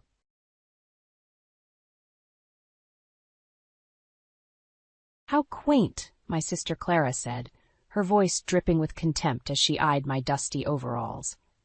I had just stepped off the red-eye from Nebraska and hadn't even had a chance to shower before being whisked off to the welcome dinner for my sister's posh New York wedding. Clara looked pristine as always in her designer dress and impeccable updo, sitting next to her smarmy fiancé Mark at the head of the long dining table. Mom shot me a weary look. We weren't accustomed to such finery, having lived simple farm lives back home. Dad stared straight ahead, jaw clenched. It's just Clara's little joke, Mark said with an indulgent chuckle. I think it's charming that Lena here helps out on the farm. Gets her hands dirty, doesn't she? My face burned. I opened my mouth to respond, but Dad's hand on my arm stopped me. Why don't you tell us about the farm, Lena? Mark prompted. Clara doesn't like to dwell on the past, but I'd love to hear how you spend your days. All eyes turned to me as I fumbled for words. Clara and Mark's wealthy friends waited expectantly, lips pursed as if poised to smirk at my unsophisticated life. Well, we milk the cows every morning, I began. By hand, a woman named Vivian cut in. How precious. The table erupted into patronizing chuckles. Mom's eyes glistened. "Now, Vivian," Clara chided lightly, "we mustn't embarrass Lena. Not everyone can afford certain luxuries." My face burned hotter, but before I could respond, Dad slammed his fist on the table. "That's enough," he bellowed. The laughter died instantly. "We may not have your money, but we can sure as hell teach you a thing or two about decency." He stood abruptly and stormed out, Mom rushing after him. Clara didn't move, just swirled her wine glass lazily. "So dramatic," she sighed. "I suppose that's what happens when you waste your life in a rural backwater." Something in me snapped. "You think you're better than us?" I seethed through gritted teeth. "Let me tell you something. That farm put food on the table your whole damn childhood. It clothed you, kept a roof over your head, and this is the thanks Mom and Dad get?" Clara arched one carefully sculpted eyebrow. "It's not my fault they didn't aspire to anything more. I'm finally getting married into a respectable family." She ran a proprietary hand over Mark's chest. "I won't make the same mistakes." Mark raised his glass. "To upward mobility," he toasted. Their friends tittered appreciatively. I saw red. Before I could stop myself, I swept Clara's crystal champagne flute off the table. It shattered dramatically on the marble floor. "Lena!" Clara shrieked, leaping up from her seat. "No, Clara," I seethed through gritted teeth. "You don't get to look down on the people who sacrificed everything for you. It's time someone teach you a real lesson in humility." I spun on my heel and rushed out, leaving shocked gasps in my wake. My hands still trembled with rage as I comforted my distraught parents back in our small, shabby hotel room. Clara's cruelty had only steeled my resolve. If she refused to appreciate her family, I would make her. One way or another, before this wedding was over, my dear sister would finally pay for her arrogance. The next few days were a flurry of wedding preparations. With Clara caught up in the minutiae of floral arrangements, menu tastings, and dress fittings, I was relegated to the background, more servant than sister, expected to fetch and carry, while Clara basked in the glow of playing bride-to-be. She barely spoke 2 words to me that didn't involve an order or complaint. As I helped address invitation after endless invitation, Clara prattled on to her maids of honor about the preparations like a general planning a military offensive. "No, the table linens must be ivory, not ecru," she was saying now, exasperated. "Honestly, must I do everything myself?" I gritted my teeth as I continued scribbling names and addresses. Clara knew nothing of doing things herself. She'd never gotten her hands dirty in her life. "Oh, Lena, don't smudge the ink," Clara chided as she peered over my shoulder. "Hurry up with those. I need help addressing the place cards next." I slammed my pen down. "Actually, I think I'll take a break," I said coldly. Before she could protest, I was out the door. My blood boiled as I roamed the manicured grounds of the lavish Hamptons estate Clara and Mark had rented for the wedding. Everywhere I turned, more extravagance confronted me. The small fortune wasted on flowers, champagne, and decor could have funded our farm for a year. And for what? A gaudy show of wealth and status. Clara didn't appreciate the true value of family. She was marrying Mark for his money and influence in her new social circle. Well, I would make sure her facade came crashing down. I found my parents resting in the shade of a large oak tree, my dad's fingers interlaced with my mom's. Clara hardly had time for them either, brushing them off whenever they tried embracing their only other daughter. My resolve hardened. She would not get away with hurting them like this. I returned inside and quietly snuck into Mark's study. Rifling through the drawers, I found bank statements and investment reports. I pocketed a few. Evidence of Mark's shady financials would make for a handy reveal at the wedding reception. Next, I dug up Clara's day planner and snapped photos highlighting her pretentious schedules and social calendar. Let's see how her fancy friends feel knowing they're accessories to flaunt, not true companions. My phone buzzed. Speak of the devil. "Where are you?" Clara's shrill voice demanded. "I'm not paying you to wander around all day. The place cards need addressing." I rolled my eyes. "On my way," I said evenly before hanging up. I tucked the evidence safely into my bag. "Soon, Clara, soon you'll wish you had treated your family better when you had the chance." The stage was set. My sister's arrogance would be her downfall. Over the next few days, my plan took shape. Clara's wedding would come crashing down in a blaze of exposed secrets and hypocrisy. I continued playing the role of dutiful sister in public, gritting my teeth through Clara's condescending barbs and imperious demands. But behind the scenes, I was gathering ammunition. My unlikely ally was the wedding planner, Samantha. We had instantly bonded over our shared frustration with Clara's tyrannical behavior. 200 roses in the centerpieces aren't enough. Apparently we need 300, Samantha fumed. Does she think money grows on trees? Want to take her down a peg? I asked casually. Samantha raised her eyebrows. What did you have in mind? Let's just say the wedding photos won't be quite as Pinterest perfect as Clara expects. A slow grin spread across Samantha's face. I'm listening. We plotted in hushed whispers when Clara wasn't around. Samantha recruited other vendors who'd been subjected to Clara's wrath, including the florist, the band, and the caterer. One glimpse of Mark's shady financial records had been enough to convince them. Piece by piece, I collected candid photos and video clips capturing Clara and Mark's true, arrogant, and conceited nature.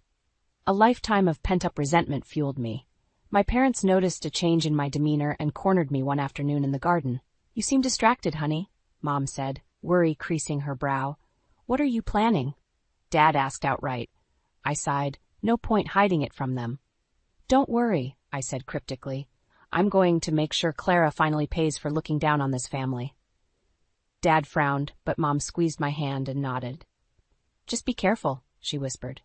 I knew they were hurting as much as I was. It was time to take a stand. The night before the rehearsal dinner, I snuck into the banquet hall early to meet with the staff. As we discussed logistics, I saw red lipstick smudged on a half-empty champagne glass on the head table. Interesting. I showed the photo to Samantha, whose eyes narrowed. That little of snake, she muttered. I always knew she was cheating. It was almost too perfect. Clara's sweet facade hid a rotten core. At the dinner, I surreptitiously filmed as she introduced Mark to her friends, fawning over him for show while flashing her alleged lover coy looks across the room. Gotcha. Afterwards, I added the evidence to my growing dossier. Clara's wedding was about to become a one-way ticket to public humiliation. Let's see how her elite circle reacted when they realized they'd been cozying up to a fraud. By the time I was done, Clara's reputation would be in tatters, and my family would finally have its revenge. The day before the wedding, I woke up filled with purpose. Today would involve neutralizing potential obstacles before executing my plan to humiliate Clara tomorrow. My first stop was the boutique where Clara was having her final dress fitting.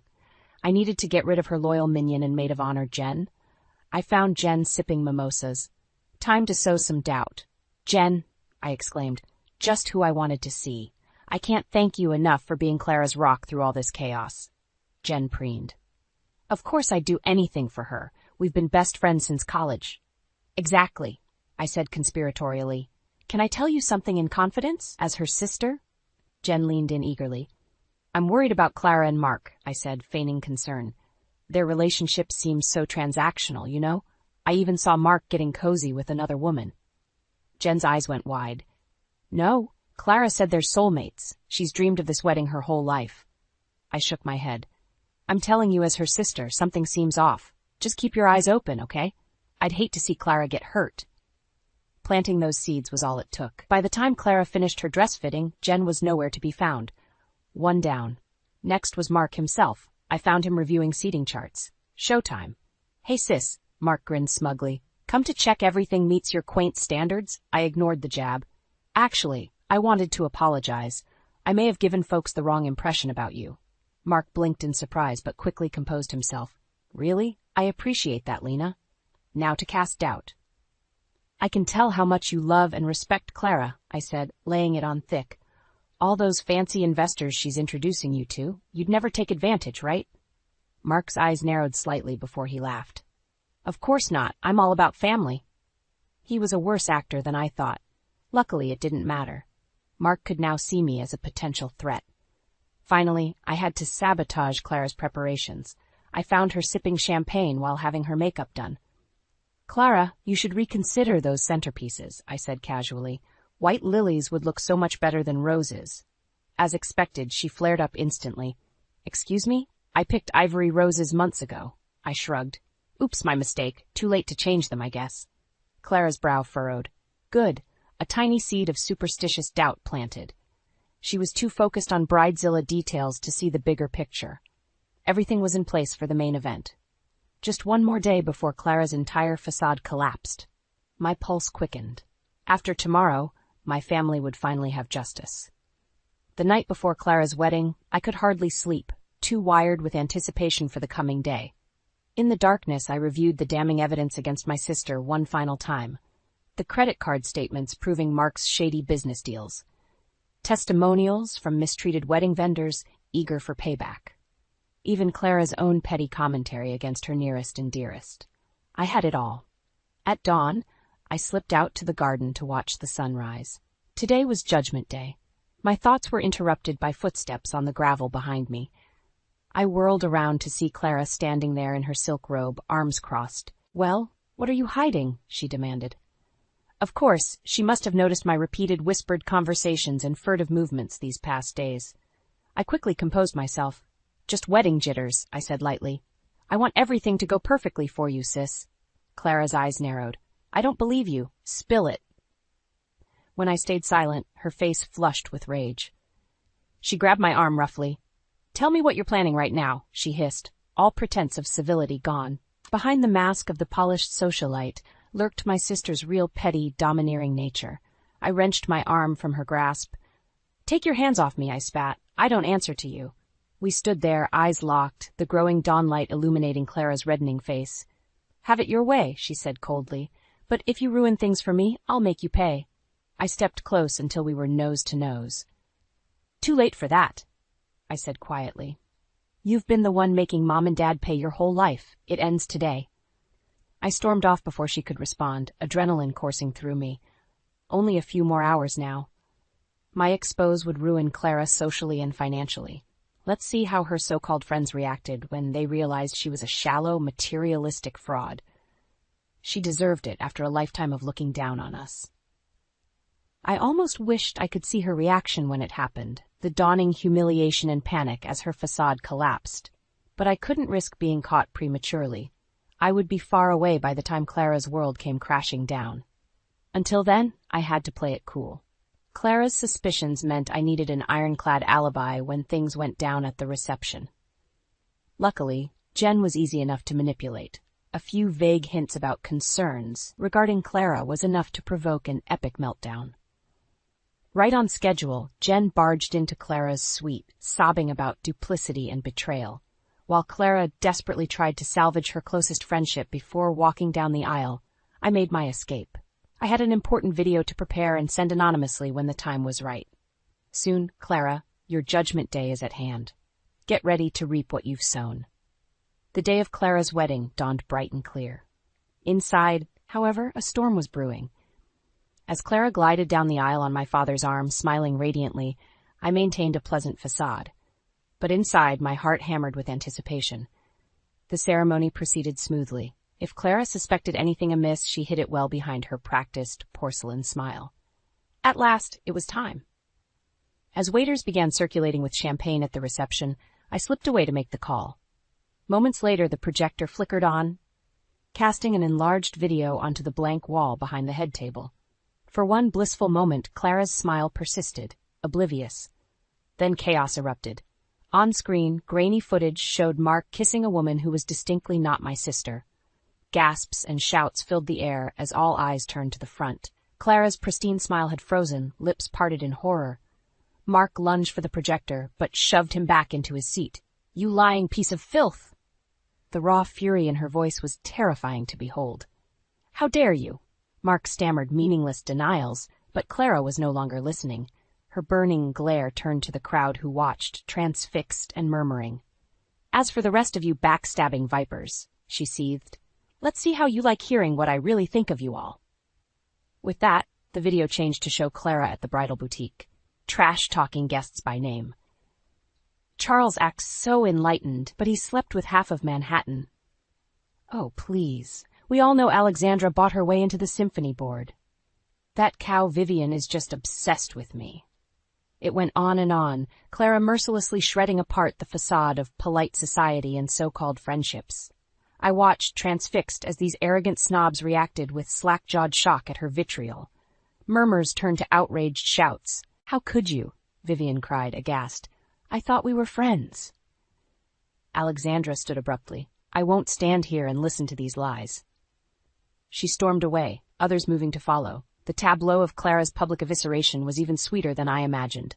I drank it in, watching with quiet satisfaction as her privileged world crumbled to dust, until Clara's wild gaze fixed on me. In 2 strides she crossed the space between us and struck me hard across the face. "You!" she snarled. "I should have known you'd try to ruin everything, you jealous little—" Whatever she planned to say next was lost as Mark grabbed her arm and snapped, "Enough!" To the remaining guests, he announced, "The wedding is off." Gasps rippled through the room. In the ensuing stunned silence, Mark turned on his heel and walked away. Clara stood motionless amid the ruins of her sham marriage and reputation. Her eyes met mine one final time, burning with impotent rage. Then she turned and fled. It was over. I had my revenge at last. Clara finally knew how it felt to have her world humiliated and exposed without mercy. For a moment, I thought I would feel triumphant. Instead, as I gazed out at the destruction I had wrought, an empty sadness overcame me. This was justice, but not redemption. My sister was not the only one with lessons to learn.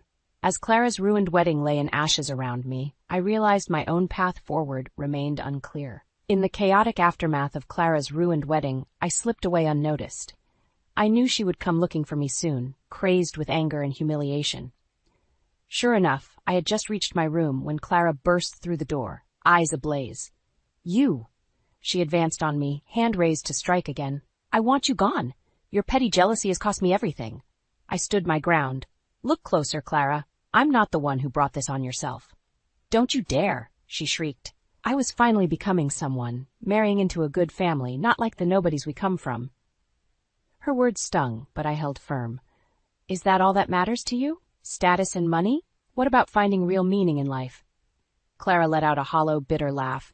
"Don't lecture me about meaning. Real life isn't some quaint middle American fantasy. I thought you were jealous of my perfect life." "Perfect?" I spat back. "It was a sham built on deceit and vanity." Clara flinched at the harsh truth. For a moment her haughty mask slipped, revealing the scared, insecure girl within, but then her eyes hardened again. "Get out," she hissed, blind fury returning. "I never want to see you again." She stormed out, slamming the door behind her. I stood there shaking, the weight of what I had destroyed hitting me. A soft knock interrupted my thoughts. It was Samantha, the wedding planner. Her smile was bittersweet. "Quite a day, huh?" she said wryly. "I'm almost sorry it's over." I let out a shaky laugh. "It's for the best. Clara needs to change." Samantha nodded. "Hopefully she learns her lesson. And what about you?" I looked away. I didn't regret exposing Clara, but doubts were creeping in. "I need time to think," I said quietly. Samantha squeezed my shoulder. "Whenever you're ready, there are good people waiting." With that, she left. I wish I shared her optimism. Clara was right. I had been jealous of her seemingly perfect life. I realized now no life is perfect, only meaningful if lived with humility and compassion. The path forward would not be easy for either of us. But as I watched Clara's borrowed Bentley disappear down the gravel driveway, this time for good, I knew one thing was certain. Our sibling relationship was shattered forever. For better or worse, things would never be the same again. In the weeks following Clara's failed wedding, the gossip rags had a field day, mocking Manhattan's runaway bride. Her picture graced their covers for a week straight before some other society scandal took over. I read the headlines with a sort of numb ambivalence. I had wanted to see Clara humbled and brought low. Yet now that she was, I felt neither vindication nor satisfaction. Only sadness for what our family had become. My parents tiptoed around me, unsure what to say after everything that had happened. The unspoken distance between us was worse than any lecture. 2 weeks later, I still hadn't left New York. I kept replaying the sequence of events in my head, wishing I could unravel the tangled knot of sisterhood, jealousy, and retribution that had led us here. One day, as I wandered aimlessly through Central Park, my thoughts were interrupted by a familiar voice. "Lena? Is that you?" I turned in surprise to see Samantha hurrying towards me, beaming. In spite of myself, I smiled back. Samantha's warm caring was a balm amidst the emotional wreckage. We fell easily into conversation, strolling together around the pond as she caught me up on wedding gossip. Finally she paused, expression growing serious. "Forgive me for prying, but you seem burdened," she said gently. "Have you reconciled with Clara yet?" I let out a harsh, brittle laugh. "Clara and I are done. She'll never forgive me." Samantha squeezed my shoulder. "She will, in time, when she's ready to change." I shook my head bitterly. "Clara won't change who she is. I need to accept that." "But you can change who you are," Samantha said. "Leave jealousy and pettiness behind. Forgive others and yourself." Her words resonated within me. I had always thought Clara was the problem in our relationship. Only now did I see my own flaws clearly. In that moment, something shifted inside me. I saw a chance to let go of resentment and embrace empathy. My soul felt lighter than it had in years. I turned and hugged Samantha fiercely. "Thank you," I whispered. "I think I'm finally ready to go home." The next morning I bid my parents a loving goodbye, promising to visit soon. As I boarded my flight back, the possibilities of the future stretched out ahead of me, rewritten. I didn't know if Clara would ever let go of her anger, but I could let go of mine. That was change enough for now. The wheels lifted off, leaving behind the weight of my sisterly grudge. When I returned home, there was a lightness in my step that hadn't been there before. Who knew what life held next? For today I was simply grateful for the wisdom I had found, and the compassion I now carried within.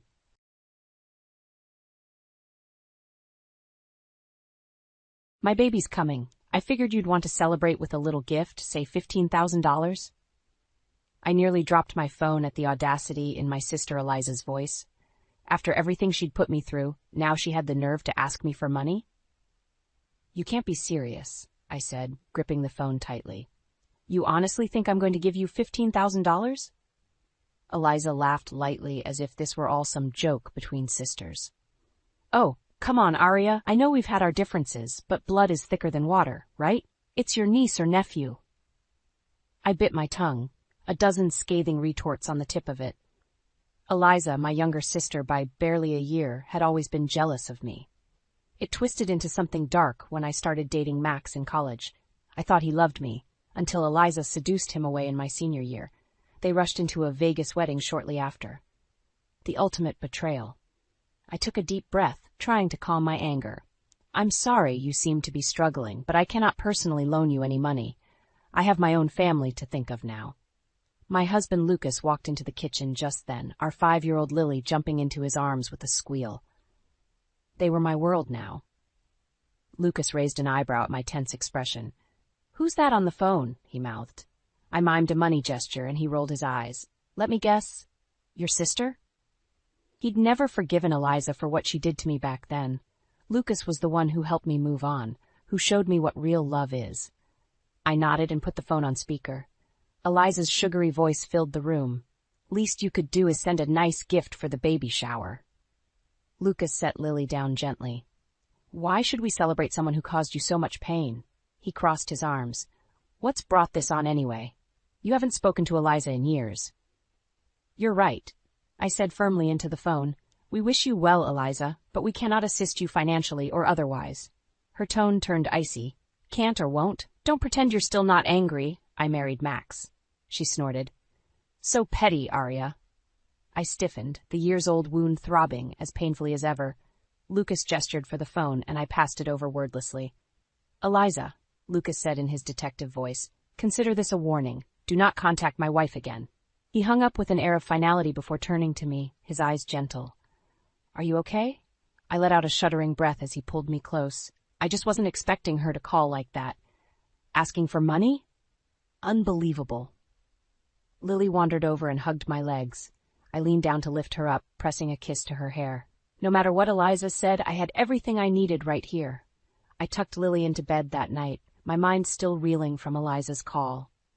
Lucas came up behind me, wrapping his arms around my waist. "Penny for your thoughts?" he murmured. I leaned back into him with a sigh. I just can't believe she would ask me for money after everything, and then to accuse me of still being jealous?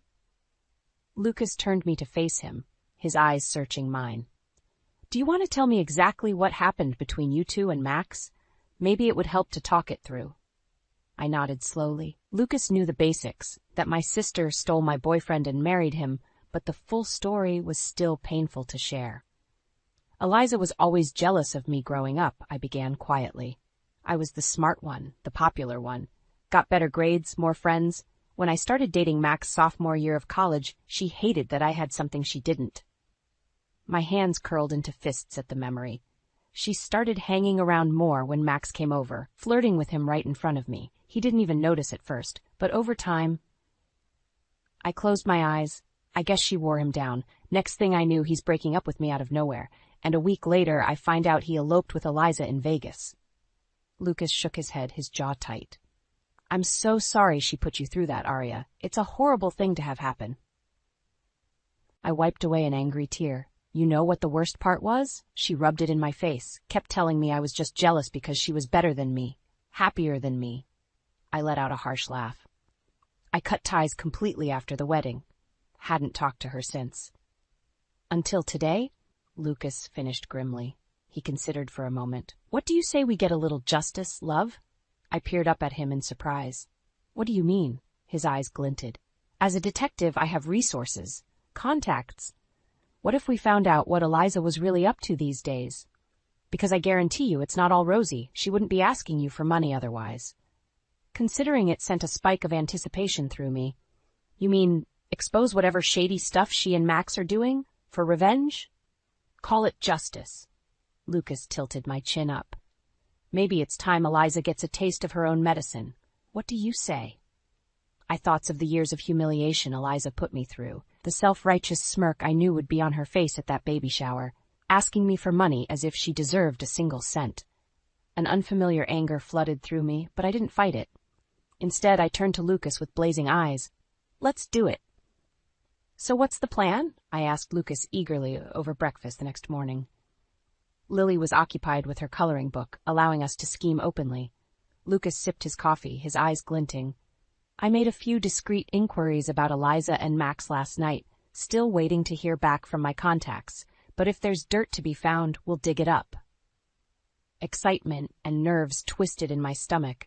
I still can't believe we're actually doing this, snooping into their lives, looking for revenge. Lucas reached over to squeeze my hand. Hey, don't think of it like revenge. Think of it as veering their karma back on course. I let out a small laugh. Well, when you put it like that. I shook my head, growing serious once more. I meant what I said last night. Eliza has this coming. After the way she tormented me, manipulated Max, my voice hardened. She destroyed our relationship, my trust in people. She deserves justice. Too right, love. Lucas's phone buzzed and he glanced down. Well now, got an interesting tidbit already. I leaned forward eagerly as Lucas showed me the text. Got recent financials for E&M. Multiple weird payments from offshore accounts. Sending you records now. This could be promising. My pulse quickened. What exactly had Eliza and Max gotten themselves into? Just then, Lily popped up with her coloring book. All done with my picture, Mommy. Want to see? I smoothed down her hair with a smile. Of course, sweetheart. It's beautiful. Over her head, I met Lucas's gaze. Why don't you go play in your room for a bit, okay? Mommy and Daddy need to talk. She skipped off happily, and Lucas pulled out his laptop, opening the files his contact had sent. My nerves spiked at the walls of text full of numbers and transactions. Lucas gave a low whistle. Well, these two have certainly been busy. He scrolled through rapidly. Lots of money coming in from offshore accounts like my guy said, and... His brow furrowed. Money being transferred back out to various charities? What? I grabbed the laptop, skimming through the listed charities. Most seemed legitimate. Children's hospitals, wildlife conservation groups. Are they laundering money through charity donations? It's looking that way. Lucas's expression hardened. Pretty despicable, using good causes to hide illicit funds. He cracked his knuckles. Oh yes, these two are going down, but first... He reached over to grip my hand tightly. We're going to make them hurt. I have an idea. He outlined his plan, the baby shower gift that would set our revenge scheme in motion. My pulse pounded with anticipation, and I squeezed Lucas's hand fiercely.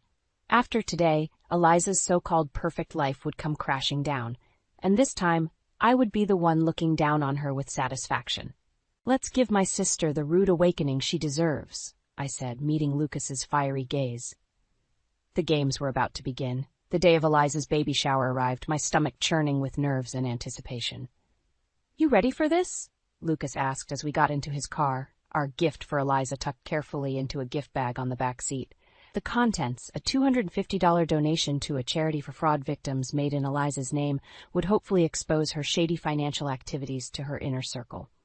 I smoothed my hands down my dress, taking a deep breath.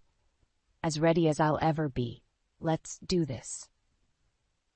We pulled up outside the baby shower venue, an ostentatious mansion that set my teeth on edge. Of course, Eliza would choose somewhere flashy to impress her guests. We walked in to find the party already in full swing. I scanned the room, spotting Eliza holding court in the center, pregnancy glow on full display. My hands tightened around Lucas's arm, time for her charade to end. Eliza's face lit up with practiced delight when she saw us. "Aria, you came, and you brought a gift, how sweet." Her smile didn't reach her eyes. Max hovered behind her, face impassive. "Congratulations," I forced out. Lucas just nodded, his dislike evident. An awkward silence fell. The other guests whispered curiously. Eliza laughed too loudly. "Well, don't just stand there. Come in. We're about to open presents." We followed her to the gift table. I held my breath as she picked up our bag eagerly, no doubt hoping for a stack of cash. Her face froze as she read the charity certificate inside. "What is this?" She looked up sharply, the first cracks appearing in her polite facade. "A donation, to help those harmed by fraud." Lucas said meaningfully, "We thought you'd appreciate such a fitting gift." Eliza's eyes blazed. The party guests stared. "What exactly do you mean by that?" Eliza bit out. Max stepped forward, face darkening. "Watch yourself, detective." "It's interesting how defensive they're getting, no?" Lucas interrupted loudly. "Makes you wonder what they might be hiding." His eyes swept the silent crowd, planting seeds of doubt. Eliza advanced on us, sharp and swollen at once. "How dare you try and ruin my shower with these disgusting insinuations?" Her shrill voice echoed in the hushed room. I stepped forward, agnos of hurt and rage rising up. "How dare you show up in my life again asking for money, as if you didn't steal everything from me?" I seethed loudly. Gasps rose. Lucas restrained Eliza as she lunged at me. Her perfect facade lay shattered on the floor with our gift wrapping. Lucas eyed the stunned guests. "We'll see ourselves out. Give our regards to the happy couple." He spun on his heel, whisking me away. We left chaos in our wake. Eliza screeching, guests questioning, her flawless reputation unraveling before my eyes. Finally, it was her turn to hurt. As Lucas and I drove away, I let out a shaky breath. Our revenge had only just begun, but seeing Eliza exposed and outraged felt sweeter than I imagined. She wasn't going to get away with this unscathed. For the first time, I truly believed that. And it was freeing. In the aftermath of the baby shower showdown, my phone blew up with angry voicemails from Eliza. I ignored each one, blood still buzzing from the confrontation. Lucas and I lay in bed that night rehashing the fallout. "Did you see her face when she opened that gift?" I said gleefully. "She absolutely lost it." "The perfect princess with a temper after all," Lucas chuckled. His phone rang suddenly. He sat up when he saw the caller ID. "It's my financial crimes contact, Nadia. This could be promising." He answered, face intent, as Nadia spoke. I gnawed my nails nervously until Lucas ended the call with a satisfied grunt. Well, it seems our little stunt spurred some of the baby shower guests to come forward. Seems they've suspected Eliza and Max were up to shady business for a while now." I sat up eagerly. "What did they say?" Lucas's eyes gleamed. "That right around the time Eliza got pregnant, Max came into a lot of money. New cars, new house, but no one knew where it came from, and some of the funds were apparently being laundered." I clenched my fists as anger flooded through me. Of course Eliza would rope Max into illegal activity, too. Unbelievable. Is there proof? Nadia has a few leads. Lucas's expression turned steely. If those funds were obtained illegally, we'll find out. But my phone started vibrating with yet another call from Eliza. Before I could ignore, Lucas gently took my phone. "Let's give your sister a taste of her own drama, shall we?" he answered as I looked on nervously. "Eliza, what can I do for you?"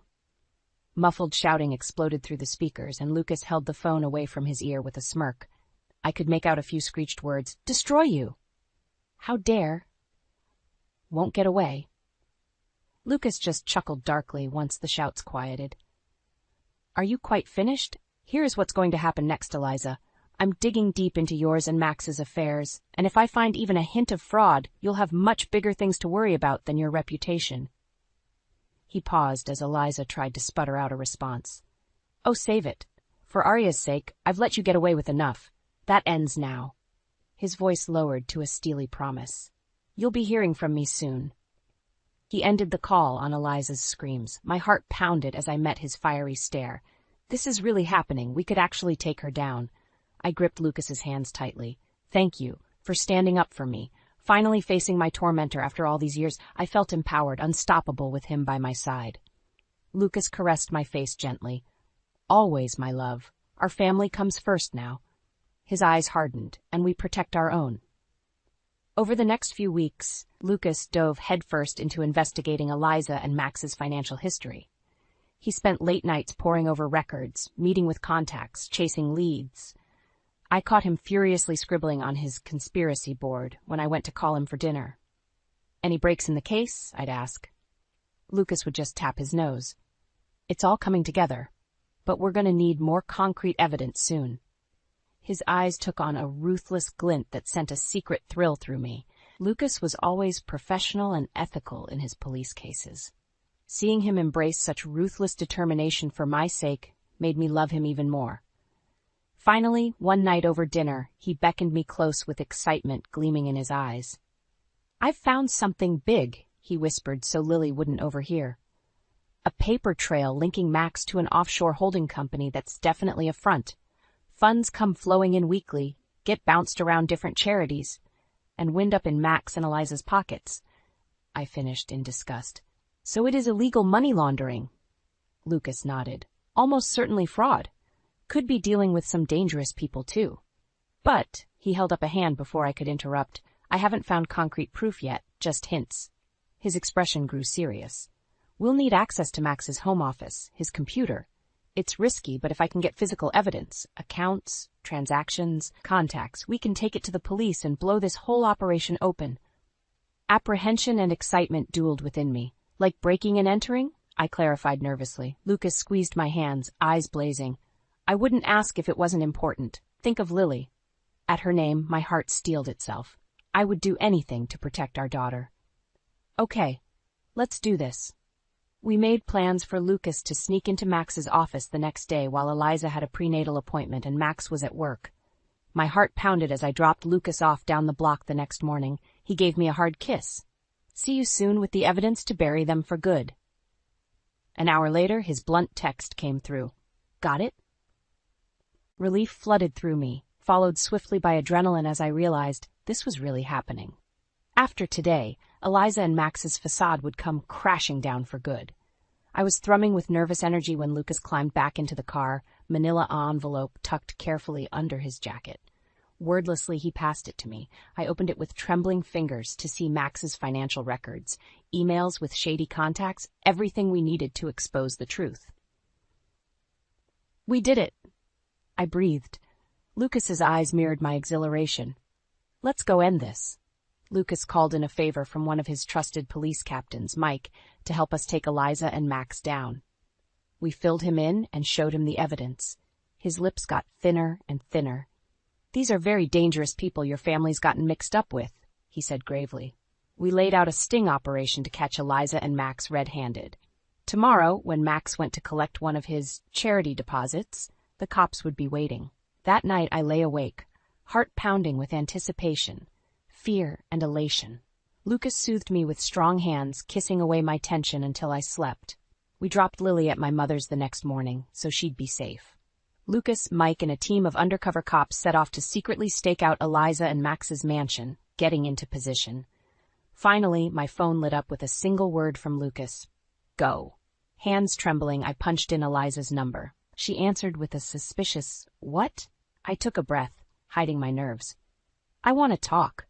Clear the air if you're open to it." Lucas coached me on how to reel her in. A long pause before Eliza sighed loudly. "Fine, just you, though. Come over now if you're coming." She hung up without waiting for a reply. "Gotcha." I drove to her mansion, shock nerve electric, rehearsing my lines. The cops' vans were well concealed as I walked up and knocked sharply. Eliza opened the door, belly rounded. She eyed me warily. Well, you wanted to talk, so talk. I cleared my throat.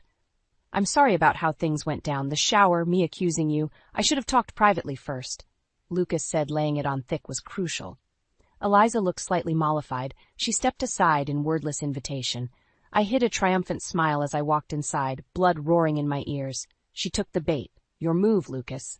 We sat across from each other in the living room I'd helped decorate, once upon a time, before Eliza ruined everything. I took a deep breath. I need to know one thing. The money, where does it actually come from? I asked bluntly. I won't judge. I just want the truth. Come on, Eliza. Trust me, just this once. Eliza shifted with a mix of nerves and defiance. When she finally spoke, her voice came out strained. If you must know, Max has been doing some consulting work for some very influential people overseas. Code words spilled from her lips. Overseas clients, charity projects, consulting fees. With each damning phrase, my heart pounded harder. We had her. I hid a smile and leaned forward, the picture of understanding. I'm glad Max found new work. We all do what we must. I patted her hand, ignoring her surprise. Now, can I please use your bathroom? I walked steadily through the mansion as if I still knew its halls by heart, right to the home office where I knew the cops were lying in wait. Eliza followed, suspicion creeping into her voice. Why this bathroom? Mine is closer. I paused outside the office, bracing myself. You'll see in just a moment. Then I shoved the door open to utter chaos within. Police! Get down, now! Everything erupted at once. Police swarming a stunned Max by his computer, Eliza shrieking as an officer arrested her, Lucas striding out to grip me in a fierce hug. You did wonderfully, love, he murmured proudly before going to coordinate with Mike. I watched, knees weak, as Max and Eliza were dragged away in handcuffs, their wealth and status no match for true justice. In the aftermath, Lucas and I gave our statements, handing over the evidence that sealed the guilty verdict at their trial. Fraud, money laundering, racketeering. Eliza screamed venom at me until the end, while Max just glared silently. The judge showed no leniency, sentencing them both to 10 years behind bars. I held my head high as Eliza was led away, her baby bump and diamond rings no shelter from cold steel cuffs. She'd lost everything, her mansion sold off, bank accounts frozen, high society friends abandoning her. Exactly as she deserved. Lucas wrapped an arm around me as we left the courthouse, flashes going off around us. How do you feel, love? I took a deep breath of the crisp air, feeling freer than I had in years. It's finally over. She can't hurt me or anyone else again. I smiled up at my husband, my champion. We won. He pulled me into a fiery kiss before tucking me under his arm. Now, I believe a celebration is in order. Lily's waiting. That night after Lily was asleep, Lucas popped open a bottle of champagne. As we cuddled together sipping bubbly, he raised his glass. To new beginnings. Now your future is wide open, without toxic ties dragging you down. We can start fresh, the three of us. I clinked his glass gently. The coming years unfurled before me, peaceful and bright. I can finally close that dark chapter for good.